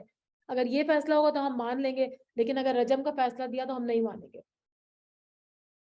تو یہاں پر یہی بتایا جا رہا ہے کہ یہ لوگ جو ہے وہ اس کے کلمات کو جو ہے وہ متغیر کر دیتے ہیں، تبدیل کر دیتے ہیں، اور اگر ان کی مرضی کا حکم دیا جائے تو اس کو ایکسیپٹ کر لیتے ہیں، اور اگر ان کو تورات کے حساب سے جو ہے وہ حکم دیا جائے تو وہ اس کو ماننے سے انکار کر دیتے ہیں اور دوسروں کو بھی اسی کی تلقین کرتے ہیں۔ اور جس کا خراب کرنا اللہ کو منظور ہو تو آپ صلی اللہ علیہ وسلم اس کے لیے خدائی ہدایت میں سے کسی چیز کے مختار نہیں ہے۔ اللہ تعالیٰ کا ارادہ ان کے دلوں کو پاک کرنے کا نہیں ہے، ان کے لیے دنیا میں بھی بڑی ذلت ہے اور رسوائی ہے، اور آخرت میں بھی ان کے لیے بڑی سخت سزا ہے، کیونکہ پیغمبر جو ہے نا وہ ہدایت نہیں کسی کو دے سکتے۔ ہدایت دینا صرف اور صرف اللہ کا کام ہے، کوئی انسان کسی کو ہدایت نہیں دے سکتا۔ ہاں، ان کو ہدایت کی راہ پہ لانے کے طریقے بتائے جا سکتے ہیں، ان کو تلقین کی جا سکتی ہے، نصیحت کی جا سکتی ہے، لیکن ان کو زبردستی ہدایت پر لانا جو ہے وہ کوئی بھی نہیں کر سکتا۔ تو یہاں آپ صلی اللہ علیہ وسلم کو یہ کہا جا رہا ہے کہ آپ ان کے بارے میں پریشان نہیں ہو، یہ لوگ ایسے ہی نافرمان ہیں اور یہ آپ کی بات کو نہیں سنیں گے۔ سماعون للکذب اکالون للسحت، یہ کان لگا کر جھوٹ کے سننے والے ہیں۔ سماعون کا مطلب بہت زیادہ سننے والے، یعنی جاسوسی کرنے کے لیے زیادہ باتیں سننے والے، یا پھر دوسروں کی باتیں ماننے اور قبول کرنے کے لیے سننے والے۔ تو ان کے بارے میں آ رہا ہے، یہ جو یہود اور وہ تھے منافقین، ان کے بارے میں آ رہا ہے کہ کان لگا کر جھوٹ کے سننے والے ہیں اور جی بھر بھر کر حرام کے کھانے والے ہیں۔ اگر یہ تمہارے پاس آئیں تو تمہیں اختیار ہے کہ چاہے ان کا فیصلہ آپس میں کرو، چاہے ان کو ٹال دو۔ اگر تم ان سے منہ پھیر لوگے تو بھی یہ تم کو کوئی نقصان نہیں پہنچا سکتے، اور اگر تم فیصلہ کرو تو ان میں عدل و انصاف کے ساتھ فیصلہ کرو، یقیناً عدل و انصاف کے ساتھ اللہ تعالیٰ محبت کرتا ہے۔ تعجب کی بات ہے کہ وہ کیسے اپنے پاس تورات کے ہوتے ہوئے جس میں احکام الہی ہیں تم کو منصف بناتے ہیں، پھر اس کے بعد وہ پھر جاتے ہیں۔ دراصل یہ ایمان اور یقین والے ہیں ہی نہیں، یعنی اللہ تعالیٰ ان کو کھول کھول کے جو ہے وہ رکھ دیا ہے، پورا کھول کے ان کو بتا دیا کہ وہ کس طرح کے کیریکٹر کے لوگ ہیں۔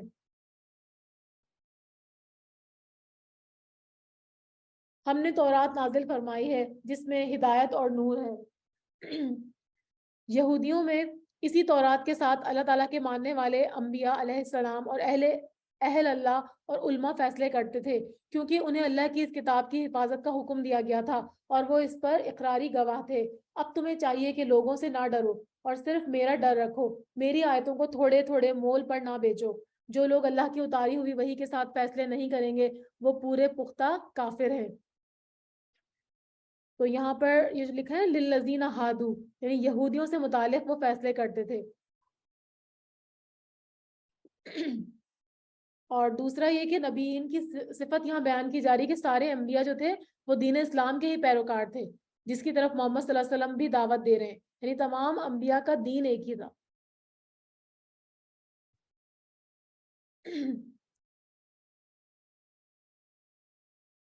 اور ہم نے یہودیوں کے ذمے تورات میں یہ بات مقرر کر دی تھی کہ جان کے بدلے جان، اور آنکھ کے بدلے آنکھ، اور ناک کے بدلے ناک، اور کان کے بدلے کان، اور دانت کے بدلے دانت، اور خاص زخموں کا بھی بدلہ ہے۔ یعنی تورات میں جب یہ حکم دے دیا گیا تھا اور قصاص کا حکم دے دیا گیا تھا، تو پھر یہودیوں کے ایک قبیلے بنو نذیر کا دوسرے قبیلے بنو قریظہ کے ساتھ اس کا معاملہ، اس کے بالکل برعکس معاملہ کرنا اور اپنے مقتول کی دیت دوسرے قبیلے کے مقتول کی بنسبت دگنا رکھنے کا کیا جواز ہے؟ یعنی اس کی تفصیل جو پیچھے ایک واقعہ انہوں نے پیچھے بیان کیا ہے، تو اس میں کیا کیا تھا، انہوں نے دیت جو تھی مقتول کی وہ دگنی رکھ دی تھی۔ تو وہاں تو بالکل جو ہے وہ صاف صاف تورات میں واضح تھا کہ جان کے بدلے جان، جان آنکھ کے بدلے آنکھ ہے، تو پھر کیسے انہوں نے دیت کو جو ہے وہ ڈبل کر دیا؟ تو یہاں پہ یہی فرمایا جا رہا ہے کہ جو شخص اس کو معاف کر دے تو وہ اس کے لیے کفارہ ہے، اور جو لوگ اللہ کے نازل کیے ہوئے احکام کے مطابق فیصلہ نہ کریں وہی لوگ ظالم ہیں، یعنی وہ اللہ تعالیٰ کی پھر ناراضگی کا جو ہے وہ ان کے مستحق ہوں گے۔ اور ہم نے ان کے پیچھے عیسیٰ ابن مریم کو بھیجا جو اپنے سے پہلے کی کتاب یعنی تورات کی تصدیق کرنے والے تھے، اور ہم نے انہیں انجیل عطا فرمائی جس میں نور اور ہدایت تھی، اور اپنے سے پہلے کی کتاب تورات کی تصدیق کرتی ہے، اور وہ سراسر نصیحت اور سراسر ہدایت اور نصیحت تھی، اور پارسا لوگوں کے لیے تھی، یعنی نیک لوگوں کے لیے۔ تو یعنی جس طرح سے تورات جو تھی وہ اپنے وقت میں لوگوں کی ہدایت کا ذریعہ بنی، اسی طرح انجیل کے نزول کے بعد بھی یہ حیثیت انجیل کو حاصل ہو گئی، اور جب قرآن کریم کا نزول ہوا تو تورات اور انجیل اور دیگر صحائف آسمانی پر عمل منسوخ ہو گیا، اور اب ہدایت اور نجات کا ذریعہ جو ہے وہ صرف اور صرف قرآن کریم ہی رہ گیا۔ اسی پر اللہ تعالیٰ نے آسمانی کتابوں کا سلسلہ منقطع کر دیا، ختم کر دیا، اور آپ صلی اللہ علیہ وسلم جو تھے وہ آخری پیغمبر تھے، اور قرآن جو ہے وہ آخری کتاب تھی۔ تو اب ہمیں فیصلے بھی قرآن کے مطابق ہی کرنے ہوں گے اور عمل بھی قرآن ہی پر کرنا ہوگا۔ اور ہم نے آپ کی طرف حق کے ساتھ یہ کتاب نازل فرمائی جو اپنے سے اگلی کتابوں کی تصدیق کرنے والی ہے اور ان کی محافظ ہے، اسی لیے آپ صلی اللہ علیہ وسلم ان کے آپس کے معاملات میں اسی اللہ کی اتاری ہوئی کتاب کے ساتھ حکم کیجئے، یعنی آپ ان کے معاملات کا فیصلہ کریں یا نہ کریں آپ کی مرضی ہے، لیکن سارے اب فیصلے جو ہیں وہ قرآن کریم کے مطابق ہوں گے، اور اس حق سے ہٹ کر ان کی خواہشوں کے پیچھے نہیں لگیے۔ تم میں سے ہر ایک کے لیے ہم نے ایک دستور اور راہ مقرر کر دی ہے، یعنی اس سے مراد کیا ہے کہ پچھلی شریعتیں ہیں جن کے احکام جو ہیں وہ ایک دوسرے سے مختلف تھے، ایک شریعت میں بعض چیزیں حرام ہیں تو دوسری حلال تھی، تو لیکن یہ ہے کہ پیغمبر جو پیغام لے کر آئے تھے نا وہ سب کا سیم تھا، وہ پیغمبر جو پیغام لائے تھے وہ اس میں کوئی تبدیلی نہیں تھی، وہ بالکل وہی تھا جو کہ اللہ تعالیٰ نے جو پیغام دے کے ان کو بھیجا تھا۔ اس کے بارے میں حدیث بھی آتی ہے نا، یعنی حدیث آتی ہے کہ ہم انبیاء، نبی کرم صلی اللہ علیہ وسلم نے فرمایا، صحیح بخاری کی حدیث ہے کہ ہم انبیاء کی جماعت اللہتی بھائی ہیں اور ہمارا دین ایک ہے۔ اللہتی بھائی وہ ہوتا ہے جس کی مائیں مختلف ہوتی ہیں اور باپ ایک ہی ہوتا ہے، مطلب یہ کہ ان کا سب کا دین ایک ہی تھا، لیکن شریعتیں اور دستور اور طریقے جو تھے نا وہ مختلف تھے، لیکن جب محمد صلی اللہ علیہ وسلم کی شریعت آ گئی تو پھر اب ساری پچھلی شریعتیں منسوخ ہو گئی ہیں، اور اب دین بھی ایک ہے اور شریعت بھی ایک ہے، تو یہاں پہ ان کو وہی کہا جا رہا ہے کہ آپ جو ہے وہ ان کی خواہشوں کے پیچھے نہ جائیے، ہم نے ایک دستور اور راہ مقرر کر دی ہے۔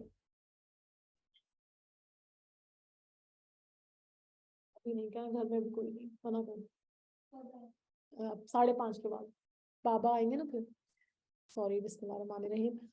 اگر منظور مولا ہوتا تو تم سب کو ایک ہی امت بنا دیتا، لیکن اس کی چاہت ہے کہ جو تمہیں دیا جاتا ہے اس میں تمہیں آزمائے، تم نیکیوں کی طرف جلدی کرو، یہاں پر وہی ورڈ یوز ہوا فاستبقوا الخیرات الی اللہ مرجعکم جمیعا فینبئکم بما کنتم فیہ تختلفون، تم سب کا رجوع اللہ ہی کی طرف ہے، پھر وہ تمہیں ہر وہ چیز بتا دے گا جس میں تم اختلاف کر رہے تھے، یعنی اگر اللہ تعالیٰ چاہتے تو سب کو ایک ہی امت بنا دیتے، لیکن اللہ تعالیٰ نے ایسا نہیں کیا۔ اصل چیز کیا ہے؟ نیکیوں کی طرف رغبت کرنا، اور سب کا رجوع جو ہے وہ اللہ تعالیٰ ہی کی طرف ہوگا، یعنی اللہ تعالیٰ چاہتا تو سب کو مسلمان بنا دیتا، لیکن اس نے اس راستے کا چناؤ کا اختیار دیا اور آزادی دی، اور اس آزادی میں ایک آزمائش تھی، اسی وجہ سے ہم کو یہ آزادی دی گئی، ورنہ سارے پیغمبر ایک ہی مذہب پر تھے۔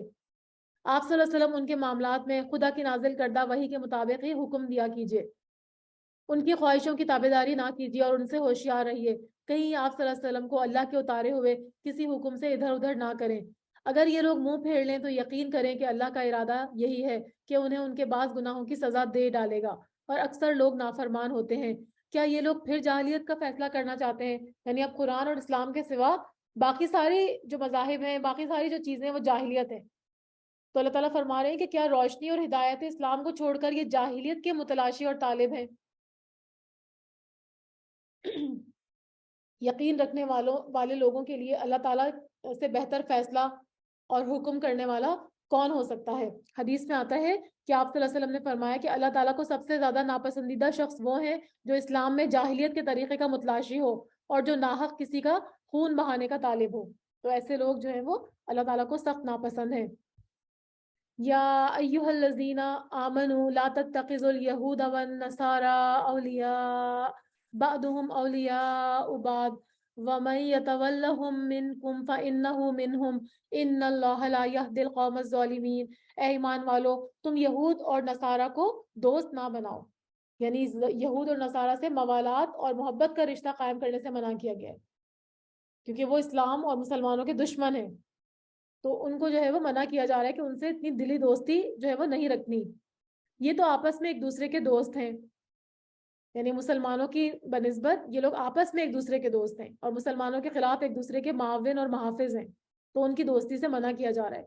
تم میں سے جو بھی ان سے دوستی کرے گا بے شک وہ انہی میں سے ہے، اور ظالموں کو اللہ تعالیٰ ہرگز راہ راست نہیں دکھاتا۔ آپ دیکھیں گے کہ جن کے دلوں میں بیماری ہے، یعنی نفاق کی بیماری ہے، کیونکہ منافقین جو تھے وہ یہودیوں سے محبت اور دوستی میں جلدی کر رہے تھے، تو ان کو یہاں پہ روکا جا رہا ہے۔ وہ دوڑ دوڑ کر ان میں گھس رہے ہیں اور کہتے ہیں کہ ہمیں خطرہ ہے کہیں ایسا نہ ہو کوئی حادثہ ہم پر پڑ جائے، یعنی مسلمانوں کو شکست ہو جائے جس کی وجہ سے پھر ہمیں بھی نقصان اٹھانا پڑے۔ تو اگر ہماری یہودیوں سے دوستی ہوگی تو ایسے موقع پر وہ ہمارے کام آئیں گے۔ تو یہ وہ نفاق کی نشانی ہے نا، کہ وہ دو طرف جا رہے ہوتے ہیں، دو طرف جو ہے وہ ان کا جھکاؤ ہوتا ہے، مسلمانوں کی طرف فائدے دیکھتے ہیں وہاں آ جاتے ہیں، اور اگر ان کو یہودیوں یا کافروں کی طرف فائدہ دکھتا ہے تو وہاں چلے جاتے ہیں۔ بہت ممکن ہے کہ اللہ تعالیٰ فتح دے دے، یعنی یہود اور نصارہ کے اوپر جو ہے وہ ٹیکس عائد کر دے، اور یہ اشارہ ہے بنو قریظہ کے قتل اور ان کے اولاد کے قیدی بنائے جانے اور بنو نذیر کی جلا وطنی کی طرف، جو کہ ان فیوچر میں بہت ہی ان کا جو تھا وہ مستقبل قریب میں ہی یہ سارے واقعات ہوئے تھے۔ تو اس کی پہلے سے خوشخبری دی جا رہی ہے کہ یہ اللہ ان کو فتح دے دے، یا اپنے پاس سے کوئی اور چیز لائے، اور پھر تو یہ اپنے دلوں میں چھپائی ہوئی باتوں پر بے طرح نادم ہونے لگیں گے، اور ایمان والے کہیں گے کیا یہی وہ لوگ ہیں جو بڑے مبالغے سے اللہ کی قسمیں کھا کھا کر کہتے تھے کہ ہم تمہارے ساتھ ہیں؟ ان کے اعمال غارت ہو گئے اور یہ ناکام ہو گئے۔ یا ایھا الذین آمنوا من یرتد منکم عن دینہ فسوف یأتی اللہ بقوم یحبہم ویحبونہ۔ اے ایمان والو، تم میں سے جو شخص اپنے دین سے پھر جائے گا، دین سے پھرنے کا مطلب کیا ہے کہ مرتد ہونا، دین اسلام کو چھوڑ کے کوئی اور دین اختیار کر لینا، تو اللہ تعالیٰ بہت جلد ایسی قوم کو لائے گا جو اللہ کی محبوب ہوگی اور وہ بھی اللہ سے محبت رکھتی ہوگی۔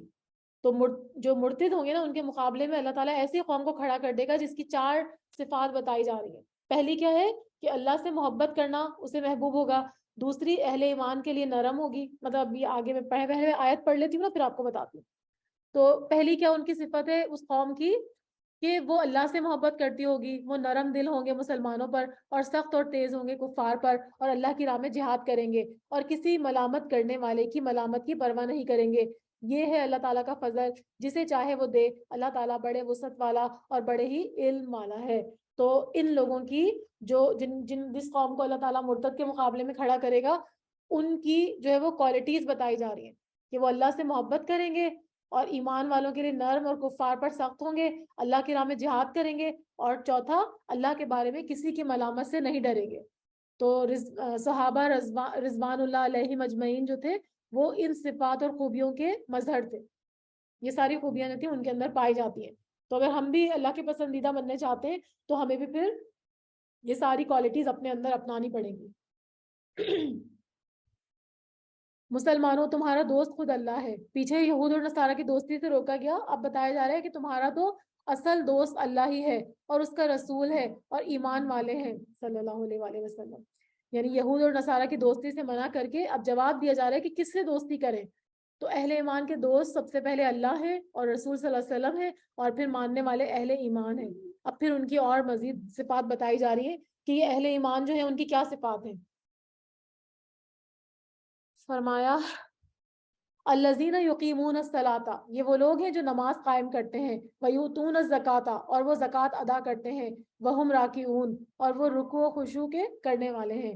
تو یہ ساری کوالٹیز ان لوگوں میں پائی جاتی ہیں جو کہ اللہ کے دوست ہیں اور جن کو دوست بنانے کو کہا گیا. اور جو شخص اللہ تعالیٰ سے اور اس کے رسول صلی اللہ علیہ وسلم سے، مسلمانوں سے دوستی کرے، یقین مانے کہ اللہ تعالیٰ کی جماعت ہی غالب آنے والی ہے. یہاں پر جو ہے وہ ذکر کیا گیا حزب اللہ، وَمَن يَتَوَلَّ اللَّهَ وَرَسُولَهُ وَالَّذِينَ آمَنُوا فَإِنَّ حِزْبَ اللَّهِ هُمُ الْغَالِبُونَ. تو ایسے لوگوں کو حزب اللہ کہا گیا، اللہ کا گروہ کہا گیا، اللہ کی جماعت کہا گیا. تو ان کی نشاندہی کی گئی کہ کیا کیا ان کے اندر کوالٹیز ہیں، اور ان کو ان کے غلبے کی جو ہے وہ خوشخبری سنائی جا رہی ہے. حزب اللہ وہی ہے جس کا تعلق صرف اللہ، رسول اور مومنین سے ہے، اور کافروں، مشرکوں اور یہودی نصارہ سے، چاہے وہ ان کے قریبی رشتہ دار بھی کیوں نہ ہو، ان سے موالات کا اور محبت کا رشتہ رکھنے سے منع کیا گیا.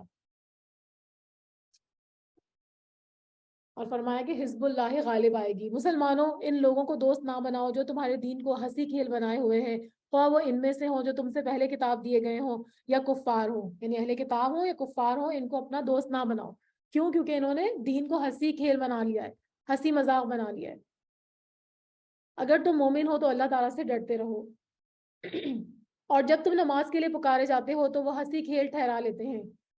حدیث میں آتا ہے کہ جب شیطان اذان کی آواز سنتا ہے تو گویا گوز مارتا ہوا بھاگ جاتا ہے. ٹھیک ہے، یعنی بہت تیزی سے وہ بھاگ جاتا ہے شیطان. جب اذان ختم ہوتی ہے تو پھر آ جاتا ہے، اور تکبیر کے وقت پھر سے پیٹ پھیر کر چل دیتا ہے. جب تکبیر ختم ہوتی ہے تو پھر آ کر نمازیوں کے دلوں میں وسوسے پیدا کرتا ہے. تو شیطان ہی کی طرح سے شیطان کے جو پیروکار، ان کے چیلے ہوتے ہیں، ان کے فالوورز ہوتے ہیں، ان کو بھی اذان کی آواز اچھی نہیں لگتی، وہ اس کا مذاق اڑاتے تھے. تو اس آیت سے پتہ کیا چل رہا ہے کہ حدیث رسول صلی اللہ علیہ وسلم کی طرح حدیث رسول صلی اللہ علیہ وسلم جو ہے وہ بھی قرآن کی طرح دین کا ماخذ ہے. کیونکہ قرآن نے نماز کے لیے ندا کا تو ذکر کیا، لیکن یہ ندا کس طرح دی جائے، اس کے الفاظ کیا ہوں گے، کیونکہ اذان کا ذکر تو آ گیا لیکن اذان کیسی ہوگی وہ پھر ہمیں حدیث سے پتہ چلتی ہے. اسی طرح وضو کا طریقہ پورا کمپلیٹ تو قرآن میں نہیں دیا گیا تھا نا. تو اب بھی جب آپ حدیث پڑھتے ہیں تو پھر آپ کو پتہ چلتا ہے کہ وضو کرنے کا کیا طریقہ ہے، نماز پڑھنے کا کیا طریقہ ہے، کتنے فرض ہیں، کتنے نفل ہیں، کتنی سنت ہیں. تو حدیث کو ماننا بھی بہت ضروری ہے.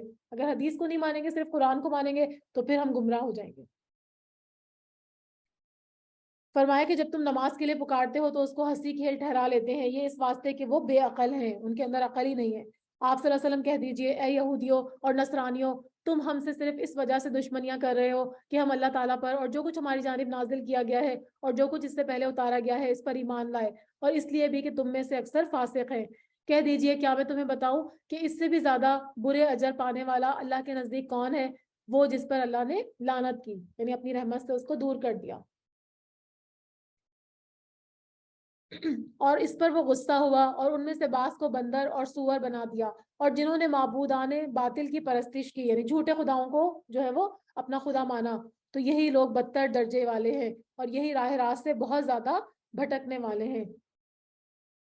تو اہل کتاب جو ہے وہ ہم سے یوں ہی ناراض نہیں ہو رہے، ہمارا تو کوئی قصور نہیں ہے، ہم اللہ پر، قرآن کریم پر اور اس سے پیچھے جو کتابیں نازل ہوئی ان پر ایمان رکھتے ہیں، لیکن اس کے باوجود یہ ہماری دشمنی میں جو ہے وہ کرتے ہیں. تو اللہ تعالیٰ فرما رہے ہیں کہ ایسے لوگوں پر اللہ کی لعنت ہے، ان کا غضب ہے، اور پھر ان کو اللہ تعالیٰ نے جو ہے وہ سور اور بندر بنا دیا تھا.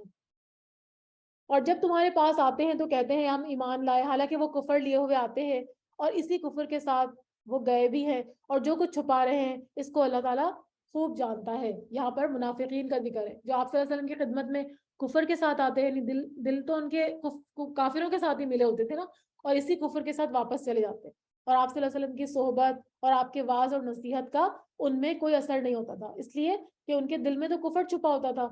تو جب آپ صلی اللہ علیہ وسلم کی خدمت میں حاضر ہوتے تھے تو مقصد ان کا ہدایت کا حصول نہیں ہوتا تھا، بلکہ دھوکہ اور فریب ہوتا تھا. تو ایسی حاضری ان کو پھر کوئی فائدہ نہیں دیتی تھی. تو اللہ تعالیٰ فرما رہے ہیں کہ اللہ تعالیٰ ان کو خوب جانتے ہیں. وَتَرَى كَثِيرًا مِّنْهُمْ يُسَارِعُونَ فِي الْإِثْمِ وَالْعُدْوَانِ وَأَكْلِهِمُ السُّحْتَ لَبِئْسَ مَا كَانُوا يَعْمَلُونَ. آپ صلی اللہ علیہ وسلم دیکھیں گے کہ ان میں سے اکثر گناہ کے کاموں کی طرف اور ظلم اور زیادتی کی طرف اور مال حرام کھانے کی طرف لپک رہے ہیں، اور یہ جو کچھ کر رہے ہیں وہ نہایت ہی برے کام ہیں. تو یہاں پہ ان کی کچھ اور برے کاموں کی نشاندہی کی گئی آیت نمبر 62 میں. انہیں ان کے عابد اور عالم جھوٹ باتوں کے کہنے اور حرام چیزوں کے کھانے سے کیوں نہیں روکتے؟ بے شک برا کام ہے جو یہ لوگ کر رہے ہیں. تو عوام کی اکثریت جب ان عالموں کے سامنے فسق اور فجور اور حرام خوری کا ارتکاب کرتی ہے تو وہ اس کو منع نہیں کرتے، کیونکہ یہاں پر ایک اور بات پتہ چل رہی ہے کہ اگر جس کو دین کا علم ہے اس کے سامنے اس طرح کے کام ہو رہے ہوں اللہ کی نافرمانی کے، تو پھر اس کو خاموش نہیں رہنا چاہیے. ان کی خاموشی جو ہے نا پھر وہ بہت بڑا جرم بن جاتی ہے، کیونکہ ہمیں تو خیر امت بنایا گیا نا، اور ہمیں کہا گیا کہ امر بالمعروف کرو اور نہیں انل منکر. تو ہم یہ نہیں کہ صرف اپنے آپ کو اچھا کر لیں، ہمیں لوگوں کی بھی فکر کرنے کی ضرورت ہے. ٹھیک ہے، تو جو لوگ آپ کو لگے کہ یہ صحیح کام نہیں کر رہے تو ان کو بھی طریقے سے حکمت کے ساتھ جو ہے وہ سمجھایا جا سکتا ہے. اور یہودیوں نے کہا کہ اللہ تعالیٰ کے ہاتھ بندھے ہوئے ہیں. یہ وہی بات ہے جو صورت آل عمران کی آیت نمبر 181 میں کی گئی، کہ جب اللہ تعالیٰ نے اپنے راہ میں خرچ کرنے کو کہا نا تو اللہ تعالیٰ نے اس کو قرض حسنہ کہا تھا. تو یہودیوں نے کیا جواب دیا تھا کہ نعوذ باللہ اللہ تعالیٰ تو فقیر ہے، لوگوں سے قرض مانگ رہے ہیں. تو یہاں پر بھی وہ یہی بات کر رہے ہیں کہ جو ہے وہ اللہ کے ہاتھ بندھے ہوئے ہیں. نعوذ باللہ، یعنی اللہ تعالیٰ کو وہ بخیل کہہ رہے ہیں. اللہ تعالیٰ نے اپنے ہاتھ جو ہے وہ خرچ کرنے سے روکے ہوئے ہیں. اللہ تعالیٰ نے فرمایا ہاتھ تو انہی کے بندھے ہوئے ہیں، یعنی بخیلی انہی کا شیوا ہے. اللہ تعالیٰ کے تو دونوں ہاتھ کھلے ہوئے ہیں، وہ جس طرح چاہتا ہے خرچ کرتا ہے. وہ واسع الفضل اور جزیل العطا ہے، تمام خزانے اسی کے پاس ہیں. نیز اس نے اپنی مخلوقات کے لیے تمام حاجات اور ضروریات کا انتظام کیا ہوا ہے. ہر چیز وہی مہیا کرتا ہے. حدیث میں آتا ہے نبی اکرم صلی اللہ علیہ وسلم نے فرمایا کہ اللہ کا دایاں ہاتھ بھرا ہوا ہے اور رات دن خرچ کرتا ہے، لیکن اس میں کوئی کمی نہیں آتی. ذرا دیکھو تو جب سے آسمان اور زمین اس نے پیدا کیے ہیں وہ خرچ کر رہا ہے، لیکن اس کے خزانے میں کوئی کمی نہیں آئی. تو اللہ تعالیٰ کو نعوذ باللہ بخیل کہنا ایک بہت بڑا بہتان تھا. تو فرمایا کہ انہی کے ہاتھ بندھے ہوئے ہیں اور ان کے اس قول کی وجہ سے ان پر لعنت کی گئی، بلکہ اللہ تعالیٰ کے دونوں ہاتھ کھلے ہوئے ہیں، جس طرح چاہتا ہے خرچ کرتا ہے، اور جو کچھ تیری طرف سے تیرے رب کی جانب سے اتارا جاتا ہے وہ ان میں سے اکثر تو سرکشی اور کفر میں ان کو بڑھا دیتا ہے. اور ہم نے ان میں آپس میں ہی قیامت کے دن عداوت اور بغض ڈال دیا. وہ جب بھی لڑائی کی آگ کو بھڑکانا چاہتے ہیں تو اللہ تعالیٰ اس کو بجھا دیتا ہے. یعنی وہ تو چاہتے ہیں نا کہ آپ صلی اللہ علیہ وسلم کے خلاف سازشیں کریں، اسلام کے خلاف سازشیں کریں، لڑائی کے اسباب مہیا کریں، تو اللہ تعالیٰ ان کو باطل کر دیتا ہے، ان کی سازشوں کو انہی کے اوپر الٹ دیتا ہے. کیونکہ اللہ تعالیٰ کا تو دین اسلام سے اور مسلمانوں سے مدد کا وعدہ ہے نا، اس لیے یہ ملک بھر میں شر و فساد مچاتے ہیں اور اللہ تعالیٰ فسادیوں سے محبت نہیں کرتے. اور اگر یہ اہل کتاب ایمان لاتے اور تقوی اختیار کرتے تو ہم ان کی تمام برائیاں معاف کر دیتے اور ضرور انہیں راحت اور آرام کی جنتوں میں لے کر جاتے. اگر یہ لوگ تورات، انجیل اور ان کی جانب سے جو کچھ اللہ تعالیٰ کی طرف سے اتارا گیا اس کے پورے پابند رہتے. یعنی تورات اور انجیل پر پابند رہنے کا کیا مطلب ہے؟ ان کے احکام کی پابندی کرتے جو اس میں ان کو دیے گئے ہیں.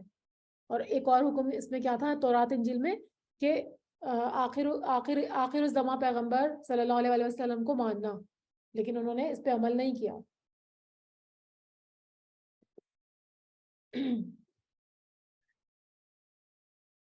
تو یہ لوگ اپنے اوپر سے اور نیچے سے روزیاں کھاتے، یعنی اگر یہ اللہ کی بات سنتے تو اللہ تعالیٰ ان کو انواع و اقسام کے رزق مہیا فرماتے. اوپر سے مراد کیا ہے کہ حسب ضرورت خوب بارشیں برساتے، اور نیچے سے مراد کہ وہ بارشیں اپنے پانی کو جذب کر کے اس سے خوبصورت پیداوار نکالتی، اور اس کے نتیجے میں ہر طرف جو ہے وہ خوشحالی کا دور دورہ ہو جاتا. لیکن انہوں نے ایسا نہیں کیا. ایک جماعت تو ان کی درمیانہ روش ہے اور باقی ان میں سے بہت برے اعمال کرنے والے ہیں. یعنی یہاں پہ اللہ تعالیٰ جو ہے وہ ان کی تعریف بھی کر رہے ہیں کہ اکثریت نے تو ایمان کا راستہ نہیں اختیار کیا، کفر پر مصر رہے اور محمد صلی اللہ علیہ وسلم کی رسالت سے انکار کرتے رہے. لیکن کچھ لوگ، کچھ جماعتیں، حضرت عبداللہ بن سلام اور کچھ اس طرح کے اور 8-9 افراد تھے جو یہود مدینہ میں سے مسلمان ہو گئے تھے. تو یہاں پہ اللہ تعالیٰ ان کی تعریف کر رہے ہیں. بہت سے لوگ جو ہیں وہ برے اعمال کے ہیں، لیکن کچھ لوگ درمیانہ روش ہیں. یا ایھا الرسول بلغ ما انزل الیک من ربک وان لم تفعل فما بلغت رسالتہ واللہ یعصمک من الناس ان اللہ لا یہدی القوم الکافرین۔ اے رسول صلی اللہ علیہ وسلم، جو کچھ بھی آپ کی طرف، آپ کے رب کی طرف سے نازل کیا گیا ہے اس کو پہنچا دیجئے۔ اگر آپ نے ایسا نہیں کیا تو آپ صلی اللہ علیہ وسلم نے اللہ کی رسالت کو عطا نہیں کیا۔ یعنی رسول تو ایک امانت دار ہوتے ہیں نا، تو پھر وہ جو ہے وہ بالکل صحیح صحیح اللہ کا پیغام لوگوں تک پہنچاتے ہیں۔ تو آپ صلی اللہ علیہ وسلم نے ایسا ہی کیا۔ حضرت عائشہ رضی اللہ تعالیٰ عنہ فرماتی ہیں کہ جو شخص یہ گمان کرے کہ نبی اکرم صلی اللہ علیہ وسلم نے کچھ چھپا لیا، اس نے یقیناً جھوٹ کہا۔ تو پیغمبر جو ہوتے ہیں نا وہ امانت دار ہوتے ہیں، وہ کوئی چیز جو ہے وہ لوگوں سے چھپاتے نہیں ہیں۔ اگر آپ نے ایسا نہ کیا تو آپ نے اللہ کی رسالت ادا ہی نہیں کی، اور آپ صلی اللہ علیہ وسلم کو اللہ تعالیٰ سے کون بچائے گا؟ بے شک اللہ تعالیٰ کافر لوگوں کو ہدایت نہیں دیتا۔ آپ کہہ دیجئے اے اہل کتاب، تم دراصل کسی چیز پر نہیں ہو جب تک کہ تورات اور انجیل کو اور جو کچھ تمہاری طرف تمہارے رب کی طرف سے نازل کیا گیا ہے قائم نہ کرو۔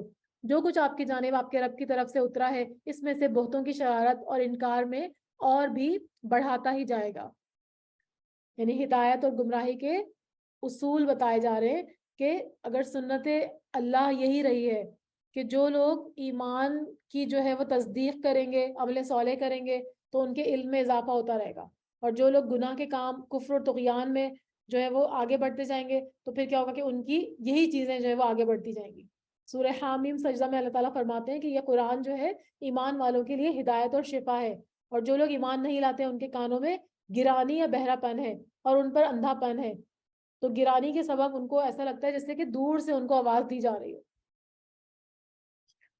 تو یہاں پر جو ہے وہ ان کو بتایا جا رہا ہے کہ ان کی شرارتیں جو ہے وہ اور بڑھتی چلی جائیں گی، یعنی قرآن کے ساتھ اور نبی اکرم صلی اللہ علیہ وسلم کی نافرمانی کی وجہ سے۔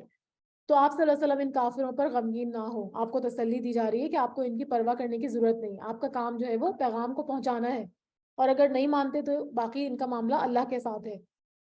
ان الذين آمنوا والذين هادوا والصابئون والنصارى من آمن بالله واليوم الآخر وعمل صالحا فلا خوف عليهم ولا هم يحزنون۔ مسلمان، یہودی، ستارہ پرست اور نصرانی کوئی ہو جو بھی اللہ تعالیٰ پر اور قیامت کے دن پر ایمان لائے اور نیک عمل کرے گا، وہ محض بے خوف رہے گا اور بالکل بے غم ہو جائے گا۔ تو یہاں پر جو ہے وہ جو لوگ ایمان لائیں گے، چاہے وہ یہودی ہوں، کسی اور مذہب کے ہوں، لیکن ایمان لانا شرط ہے، اور محمد صلی اللہ علیہ وسلم کے اوپر ایمان لانا اور قرآن مجید پر، تو پھر اللہ تعالیٰ ان کو معاف کر دیں گے۔ ہم نے بالیقین بنو اسرائیل سے عہد و پیمان لیا اور ان کی طرف رسولوں کو بھیجا۔ جب کبھی رسول ان کے پاس احکام لے کر آئے جو ان کی اپنی منشا کے خلاف تھے تو انہوں نے ان کی ایک جماعت کی تکذیب کی اور ایک جماعت کو قتل کر دیا۔ یعنی نافرمانی میں اتنے حد سے بڑھ گئے تھے کہ انہوں نے جو ہے وہ یہ کام شروع کر دیے، اور سمجھ بیٹھے کہ کوئی پکڑ نہیں ہوگی، بس اندھے بہرے بن بیٹھے۔ پھر اللہ تعالیٰ نے ان کی توبہ کو قبول کر لیا اور اس کے بعد ان میں سے اکثر اندھے اور بہرے ہو گئے، یعنی حق کو دیکھنے سے مزید اندھے ہو گئے اور حق کو سننے سے مزید بہرے ہو گئے، اور توبہ کے بعد پھر انہوں نے یہی عمل دہرایا تو دوبارہ سے ان کو پھر یہی سزا دی جائے گی۔ اللہ تعالیٰ ان کے اعمال کو بخوبی دیکھنے والا ہے۔ بے شک وہ لوگ جنہوں نے کفر کیا، جن کا قول ہے کہ مسیح ابن مریم ہی اللہ ہے، نعوذ باللہ، حالانکہ خود مسیح نے ان سے کہا تھا کہ اے بنی اسرائیل، اللہ ہی کی عبادت کرو اور جو میرا اور تمہارا رب ہے۔ یعنی انہوں نے تو کبھی نہیں کہا کہ میں اللہ کا نعوذ باللہ بیٹا ہوں، انہوں نے تو ہمیشہ اپنے آپ کو کہا کہ میں اللہ کا بندہ ہوں اور اس کا رسول ہوں اور اس نے مجھے کتاب دی۔ جب یہ کہنے کے باوجود وہ ان کو نعوذ باللہ خدا کہہ رہے ہیں تو یہ ان کو جو ہے وہ اس چیز سے روکا جا رہا ہے۔ حالانکہ خود مسیح نے کہا تھا علیہ السلام کہ اے بنی اسرائیل، اللہ ہی کی عبادت کرو جو میرا اور تمہارا رب ہے۔ یقین مانو جو شخص اللہ تعالیٰ کے ساتھ شریک کرتا ہے اللہ تعالیٰ نے اس پر جنت حرام کر دی ہے اور اس کا ٹھکانہ جہنم ہے، اور گناہ گاروں کی مدد کرنے والا کوئی نہیں ہوگا۔ وہ لوگ بھی قطعاً کافر ہو گئے جنہوں نے کہا کہ اللہ تین میں کا تیسرا ہے۔ اب یہاں پر عیسائیوں کے ایک اور فرقے کا ذکر کیا جا رہا ہے جو تین خداؤں پر جو ہے وہ یقین رکھتے تھے۔ وہ کیا کہتے تھے کہ اللہ، مطلب اللہ تعالیٰ بھی نعوذ باللہ اللہ تعالیٰ کو تو مانتے تھے، پھر حضرت عیسیٰ علیہ السلام اور ان کی والدہ، ان تینوں کو جو ہے وہ الہ معبود کہتے تھے۔ اور بعض جو تھے وہ حضرت جبرائیل علیہ السلام کو کہتے تھے. تو یہاں پہ ان لوگوں کو جو ہے وہ روکا جا رہا ہے کہ یہ لوگ کافر ہو گئے. دراصل سوا اللہ تعالیٰ کے کوئی معبود نہیں ہے. اگر یہ لوگ اپنے اس قول سے باز نہیں آئے تو ان میں سے جو کفر پر رہیں گے انہیں المناک عذاب ضرور پہنچے گا. یہ لوگ کیوں اللہ تعالیٰ کی طرف نہیں جھکتے اور کیوں استغفار نہیں کرتے؟ اللہ تعالیٰ تو بہت ہی بخشنے والا اور بہت ہی مہربان ہے. مسیح ابن مریم سوائے پیغمبر کے اور کچھ بھی نہیں ہے. اس سے پہلے بھی بہت سے پیغمبر ہو چکے اور ان کی والدہ ایک راست باز عورت تھی. صدیقہ کا مطلب ہے مومنہ اور ولیہ، یعنی وہ بھی حضرت مسیح علیہ السلام پر ایمان لانے والوں اور ان کی تصدیق کرنے والوں میں سے تھی. تو یہاں پر ان کی تعریف کی جا رہی ہے. دونوں ماں بیٹے کھانا کھایا کرتے تھے، کیونکہ جو رب ہوتے ہیں، جو معبود ہوتے ہیں، ان کو تو کھانے کی حاجت نہیں ہوتی نا. کھانا جو ہے وہ ایک بشریت کی دلیل ہے، بشر ہونے کی دلیل ہے. تو حضرت مسیح علیہ السلام اور حضرت مریم علیہ السلام کی الوہیت کی نفی یہاں پہ کی جا رہی ہے اور ان کی بشریت کی دلیل دی جا رہی ہے کہ وہ کھانا پینا کھاتے تھے، کیونکہ کھانا پینا جو ہے وہ انسانی ضروریات میں سے ہے. تو پھر وہ کیسے الہ ہو سکتے ہیں؟ آپ دیکھیے صلی اللہ علیہ وسلم کہ کس طرح ہم ان کے سامنے دلیلیں رکھتے ہیں، وہ پھر بھی اور پھر غور کیجئے کہ کس طرح وہ پھیرے جاتے ہیں. آپ صلی اللہ علیہ وسلم کہہ دیجئے کہ تم اللہ کے سوا ان کی عبادت کرتے ہو جو نہ تمہیں نقصان کے مالک ہیں اور نہ ہی کسی نفع کے، اور اللہ ہی خوب سننے والا اور پوری طرح جاننے والا ہے. کیونکہ مشرکوں کی کم عقلی کے بارے میں یہاں بتایا جا رہا ہے کہ انہوں نے معبود بنا لیے تھے بتوں کو، جو نہ کسی کو نفع پہنچا سکتے تھے اور نہ ہی نقصان، بلکہ نفع نقصان پہنچانا تو کجا، وہ تو کسی کی بات بھی نہیں سنتے تھے، کسی کا حال جاننے کی قدرت بھی نہیں رکھتے تھے. تو یہ ساری قدرت صرف اللہ ہی کے نزدیک ہے. اسی لیے حاجت روا مشکل کشا بھی اللہ ہے. تو پھر اللہ ہی کی عبادت کرنے کا حکم دیا جا رہا ہے. قل یا اہل الکتاب لا تغلوا فی دینکم غیر الحق ولا تتبعوا اهواء قوم قد ضلوا من قبل واضلوا كثيرا وضلوا عن سواء السبیل. کہہ دیجئے اے اہل کتاب اپنے دین میں ناحق غلو نہ کرو اور زیادتی نہ کرو. غلو میں آپ کو بتایا تھا نا کہ حد سے بڑھ جانا، حد سے تجاوز کرنا، تو اس سے جو ہے وہ روکا جا رہا ہے. اور زیادتی نہ کرو، یعنی انسان کو کہ کسی انسان کے ساتھ آپ کو عقیدت اور محبت تو ہو سکتی ہے، لیکن اس کو اتنا بڑا مقام نہ دے دو کہ وہ اللہ کی صفات کے برابر اس کو جو ہے مقام دے دو. تو یہ پھر زیادتی یا غلو ہوتا ہے. اور ان لوگوں کی نفسانی خواہشوں کی پیروی نہ کرو جو ان سے پہلے بھٹک چکے ہیں اور بہتوں کو بہکا بھی چکے ہیں اور سیدھی راہ سے ہٹ چکے ہیں. کیونکہ پہلے کے جو لوگ تھے نا وہ بھی کیا کرتے تھے، نبی کو الہ بنا کر خود بھی گمراہ ہوئے اور دوسروں کو بھی گمراہ کیا. تو اگر تم بھی ان کے پیچھے لگو گے تو تم بھی جو ہے وہ گمراہ ہو جاؤ گے اور سیدھی راہ سے ہٹ گئے. بنی اسرائیل کے کافروں پر حضرت داؤد علیہ السلام اور حضرت عیسیٰ ابن مریم علیہ السلام کی زبانی لعنت کی گئی ہے. یعنی زبور میں حضرت داؤد علیہ السلام پر اور مطلب ان کی زبانی، اور انجیل میں جو حضرت عیسیٰ علیہ السلام پر نازل ہوئی.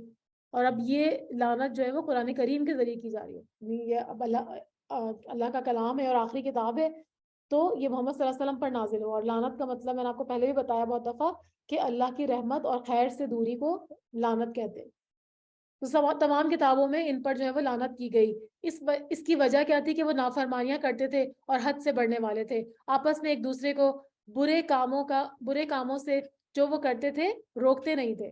میں نے بتایا نا ابھی امر بالمعروف اور نہی عن المنکر، یعنی اگر آپ کسی کو برے کام کرتے دیکھیں تو پھر اس سے روکنے کی کوشش کریں. تو یہاں پر دیکھیے جو بنی اسرائیل کے بارے میں جتنی بھی باتیں کی گئی نا، وہ ایسا لگ رہا ہے ہم بس پڑھ رہے ہیں، اس طرح نہیں ہے، بلکہ ان باتوں میں سے سارے پوائنٹس نکالیں اور ہمیں وہ باتیں نہیں کرنی، ہم وہ کام نہیں کریں جو بنی اسرائیل نے کیے، کیونکہ بنی اسرائیل جو تھے وہ اللہ کے غضب کا شکار ہوئے. تو اب ہم ان کی جگہ جو ہے وہ خلافت ہمیں ملی ہے، ہم امت مسلمہ ہیں، امت خیر ہیں، تو پھر ہمیں وہ سارے کام نہیں کرنے. تو ہمیں کیا کرنا ہے کہ کسی کو اگر آپ برائی کرتے ہوئے دیکھیں تو اس کو روکنے کی کوشش کریں گے، لیکن وہ نہیں کرتے تھے. اور جو کچھ بھی یہ کرتے تھے وہ یقیناً بہت برا تھا. ان میں سے بہت سے لوگوں کو آپ دیکھیں گے کہ وہ کافروں سے دوستیاں کرتے ہیں، اور جو کچھ انہوں نے اپنے لیے آگے بھیج رکھا ہے وہ بہت ہی برا ہے. اللہ تعالیٰ ان سے ناراض ہوا اور وہ ہمیشہ عذاب میں ہی رہیں گے.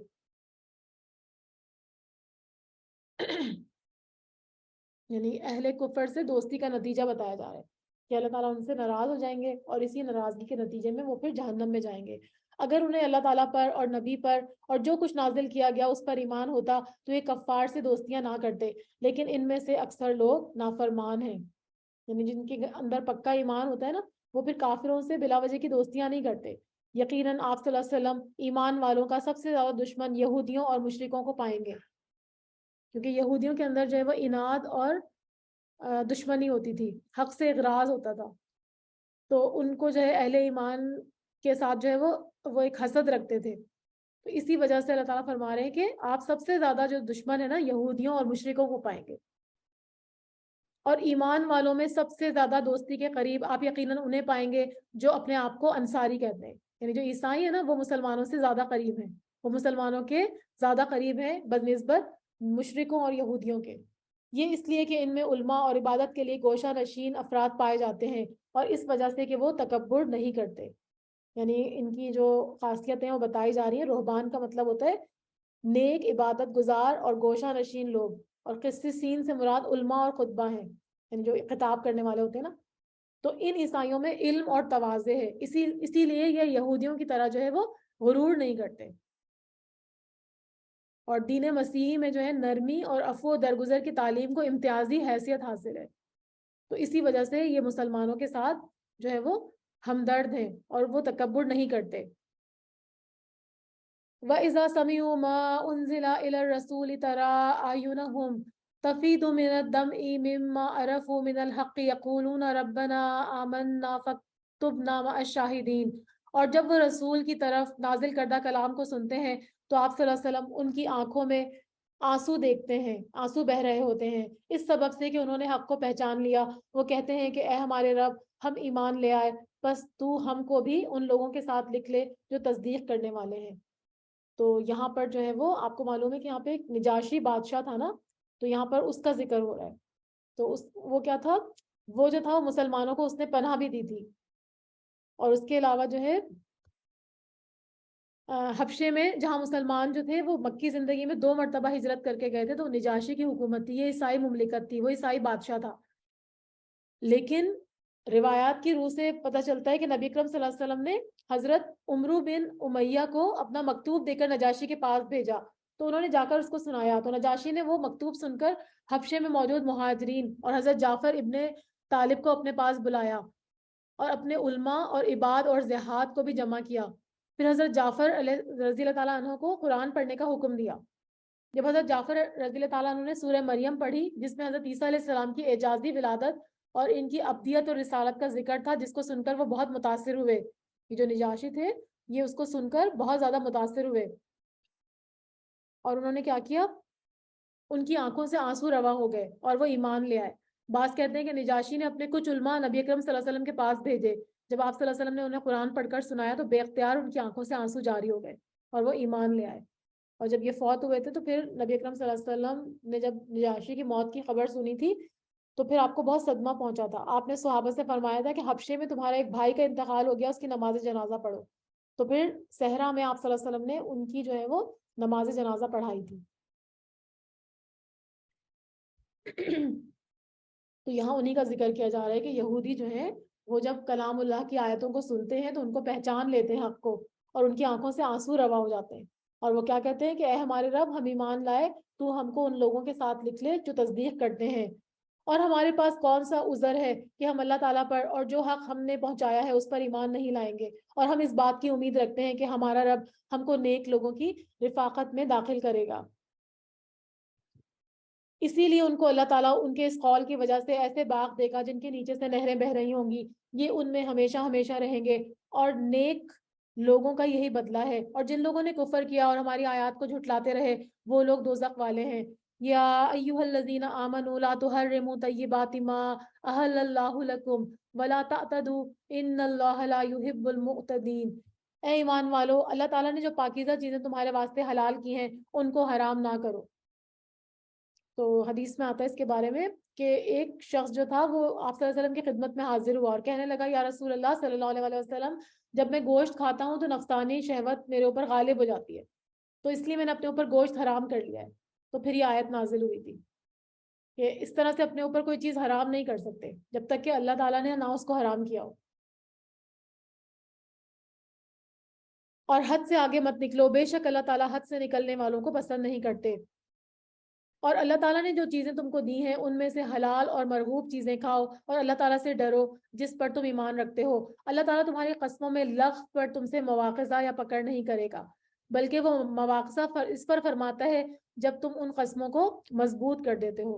قسم کو عربی زبان میں حلف یا یمین کہتے ہیں، ٹھیک ہے، جس کی جمع احلاف یا ایمان ہے. تو 3 قسم کی قسمیں ہوتی ہیں، ایک لغو ہوتی ہے، ایک غموس ہوتی ہے اور ایک موقدہ ہوتی ہے. تو لغو وہ قسم کی ہوتی ہے جو انسان بات بات پر مطلب ایک عادت کے طور پہ کھاتا ہے. لغو قسم جو ہوتی ہے نا، جو پہلی والی ہے، اور اس پر کوئی پکڑ نہیں ہوگی. اور غموس وہ جھوٹی قسم ہے جو انسان دھوکے اور فریب دینے کے لیے کھاتا ہے. یہ گناہ کبیرہ بلکہ اکبر الکبائر ہے اور اس کا کوئی کفارہ نہیں ہے. اور موقدہ وہ قسم ہوتی ہے جو انسان اپنی بات میں تاکید اور پختگی کے لیے ارادتاً اور نیت سے کھائے. ایسی قسم اگر توڑ دے گا تو اس کا پھر کفارہ ہوگا، جس کا کہ بھی آگے کی آیت میں ذکر کیا جائے گا.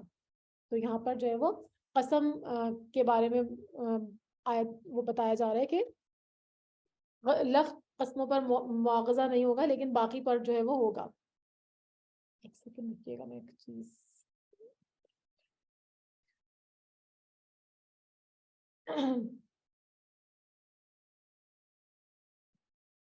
ایک منٹ رکیے.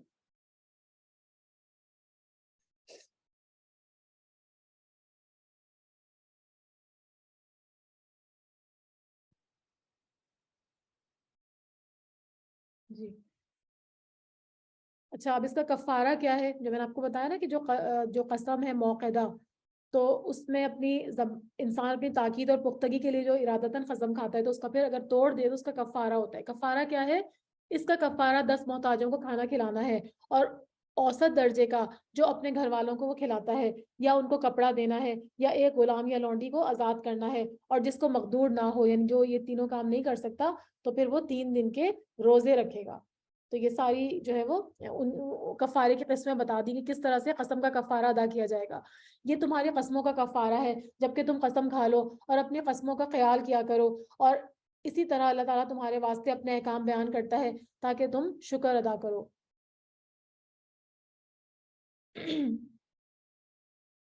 اے ایمان والو، بات یہی ہے کہ شراب اور جوا اور تھان اور فال نکالنے کے لیے پانسے کے تیر، یہ سب گندی باتیں اور شیطانی کام ہیں.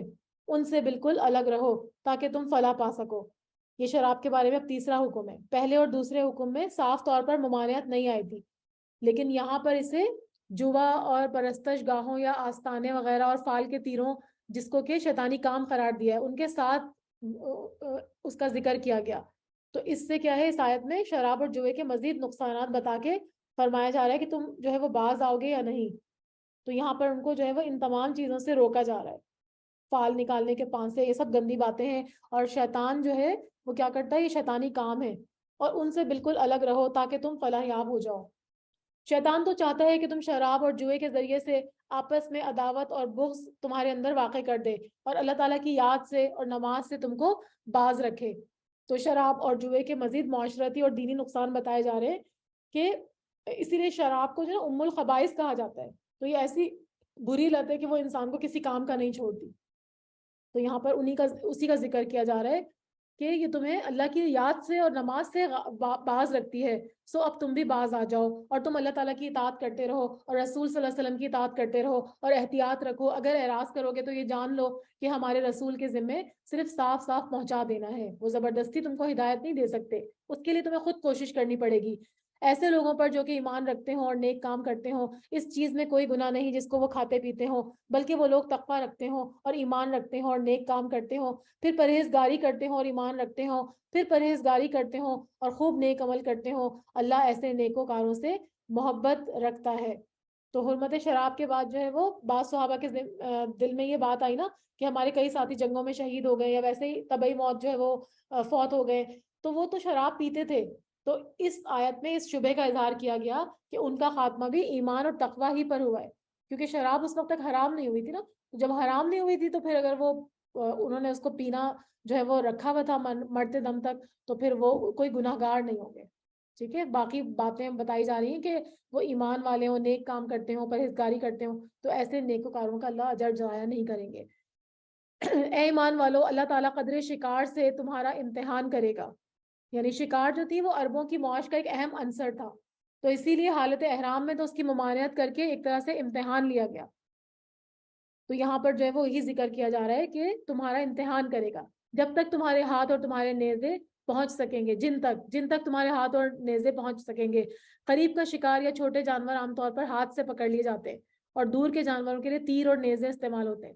تو یہاں پر ان دونوں کا ذکر کیا جا رہا ہے. مطلب کیا ہے کہ جس طرح بھی اور جس چیز سے بھی شکار کیا جائے، لیکن احرام کی حالت میں ممنوع ہے. چاہے تم اس کو سامنے سے پکڑ لو تب بھی وہ ممنوع ہے. احرام جب اتارو گے تبھی شکار کر سکتے ہو خشکی کا.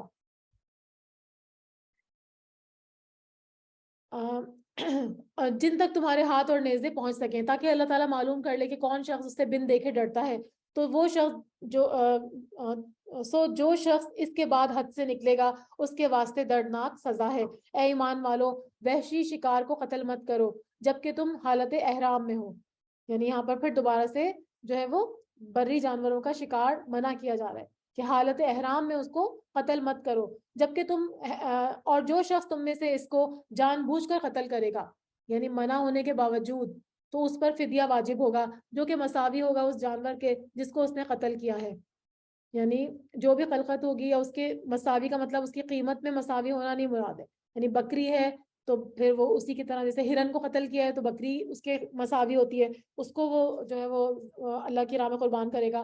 اور گائے کی بجائے جو ہے وہ بھینس ہو یا نیل گائے وغیرہ ہو تو اسی طرح کا وہ جو ہے وہ جانور ذبح کرے گا جس کا فیصلہ تم میں سے دو معتبر شخص کریں گے.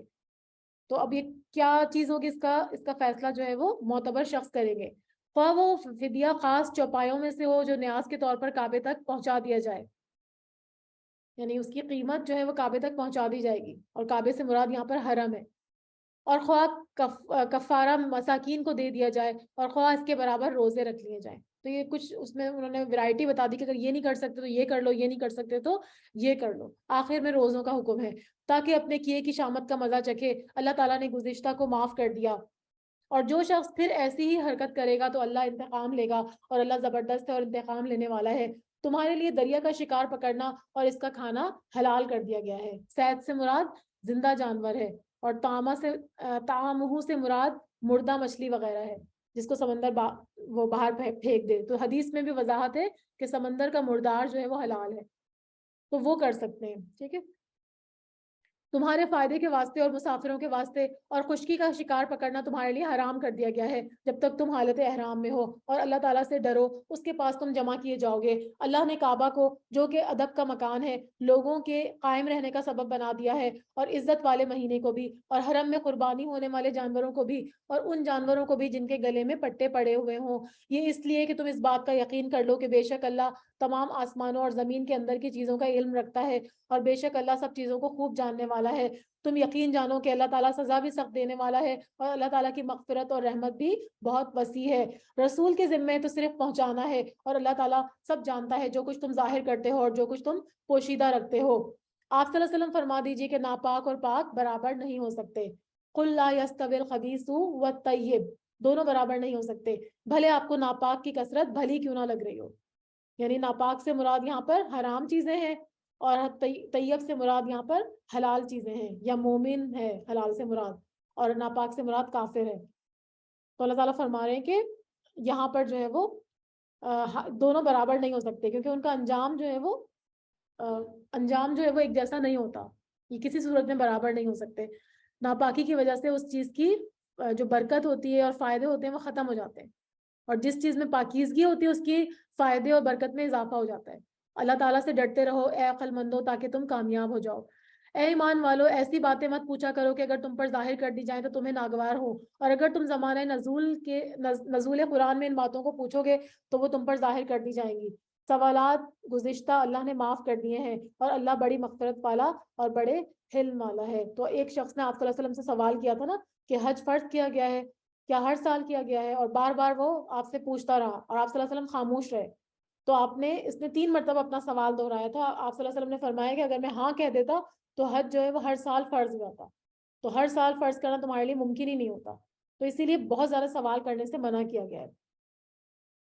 ایسی باتیں تم سے پہلے کے لوگوں نے بھی پوچھی تھیں، پھر ان باتوں کے وہ منکر ہو گئے تھے. اللہ تعالیٰ نے نہ بحیرہ کو مشروع کیا اور نہ ہی صاحبہ کو اور نہ ہی وسیلہ کو اور نہ ہی حام کو. لیکن جو لوگ کافر ہیں وہ اللہ تعالیٰ پر جھوٹ لگاتے ہیں اور اکثر کافر عقل نہیں رکھتے. اب یہاں پر یہ جانوروں کی ڈفرینٹ قسمیں ہیں جو اہل عرب اپنے بتوں کی نظر کر دیتے تھے. تو بحیرہ وہ جانور ہوتا تھا جس کا دودھ دوہنا وہ چھوڑ دیتے تھے اور بتوں کے لیے وقف کر دیتے تھے. صاحبہ وہ جانور ہے جسے وہ بتوں کے لیے آزاد چھوڑ دیتے تھے, نہ اس پہ سواری کرتے اور نہ کوئی کام کرتے. اور وسیلہ وہ اونٹنی تھی جس سے پہلی مرتبہ مادہ پیدا ہوتی تھی تو دوبارہ مادہ پیدا ہوتی تھی, یعنی ایک مادہ کے بعد دوسری مادہ. تو پھر وہ کیا کرتے تھے, ایسی اونٹنی کو بھی بتوں کے لیے آزاد کر دیتے تھے. اور حام وہ نر اونٹ ہے جس کی نسل سے کئی اور بچے ہوں گے. تو یہ کیا کرتے تھے کہ خود سے اللہ پر جھوٹ لگاتے تھے, حالانکہ اللہ تعالیٰ نے تو جانوروں سے فائدہ اٹھانے کو کہا تھا نا, لیکن یہ ایسا نہیں کرتے تھے. اکثر کافر عقل نہیں رکھتے. اور جب ان سے کہا جاتا ہے کہ اللہ تعالیٰ نے جو احکام نازل فرمائے ان کی طرف اور رسول کی طرف رجوع کرو, تو کہتے ہیں کہ ہم کو وہی کافی ہے جس پر ہم نے اپنے بڑوں کو پایا. کیا اگرچہ ان کے بڑے کچھ نہ سمجھ رکھتے ہوں اور نہ ہدایت پر ہوں. اے ایمان والو اپنی فکر کرو, جب تم راہ راست پر چل رہے ہو تو وہ شخص تمہیں گمراہ کرے اور اس سے تمہارا کوئی نقصان نہیں ہے. اللہ ہی کے پاس تم سب کو جانا ہے, پھر وہ تم سب کو بتا دے گا جو کچھ تم کرتے رہے تھے. اے ایمان والو تمہارے آپس میں دو شخصوں کا گواہ ہونا مناسب ہے. جب تم میں سے کسی ایک کو موت آنے لگے اور وصیت کرنے کا وقت ہو تو وہ شخص ایسے ہوں کہ دیندار ہوں, خواہ تم میں سے ہی ہوں. یعنی وصیت کرنے کے لیے دو لوگوں کو وہاں پہ ہونا چاہیے اور وہ مسلمان ہو یا غیر لوگوں میں سے دو شخص ہوں. اگر تم کہیں سفر میں گئے ہو اور تمہیں موت آ جائے اور اگر تم کو شبہ ہو کہ ان دونوں کو بعد نماز روک لوگے, پھر دونوں اللہ کی قسمیں کھائیں کہ ہم اس قسم کے عوض کوئی نفع نہیں لینا چاہتے, اگرچہ کوئی قرابت دار بھی ہو, اور اللہ تعالیٰ کی بات کو ہم پوشیدہ نہ کریں گے, ہم اس حالت میں سخت گناہ گار ہوں گے. پھر اگر اس کی اطلاع ہو وہ دونوں گواہ کسی گناہ کے مرتکب ہوئے ہیں تو ان لوگوں میں سے جن کے مقابلے میں گناہ کا ارتکاب ہوا تھا اور دو شخص جو سب میں قریب تر ہیں جہاں وہ دونوں کھڑے ہوئے تھے, یہ دونوں کھڑے ہوں گے اور پھر دونوں اللہ کی قسمیں کھائیں گے. بالیقین ہماری یہ قسم ان دونوں کی اس قسم سے زیادہ راہ راست پر ہے اور ہم نے ذرا تجاوز نہیں کیا, ہم اس حالت میں سخت ظالم ہوں گے. وہ قریب ذریعہ ہے اس امر کا کہ وہ لوگ واقعے کو ٹھیک طور پر ظاہر کریں یا اس بات سے ڈر جائیں کہ ان سے قسمیں لینے کے بعد قسمیں الٹی پڑ جائیں گی. اور اللہ تعالیٰ سے ڈرو اور سنو, اللہ تعالیٰ فاسق لوگوں کو ہدایت نہیں دیتا. جس روز اللہ تعالیٰ تمام پیغمبروں کو جمع کرے گا پھر ارشاد فرمائے گا کہ تم کو کیا جواب ملا. وہ عرض کریں گے کہ ہم کو کچھ خبر نہیں, تو بے شک پوشیدہ باتوں کو جاننے والا ہے اللہ تعالیٰ.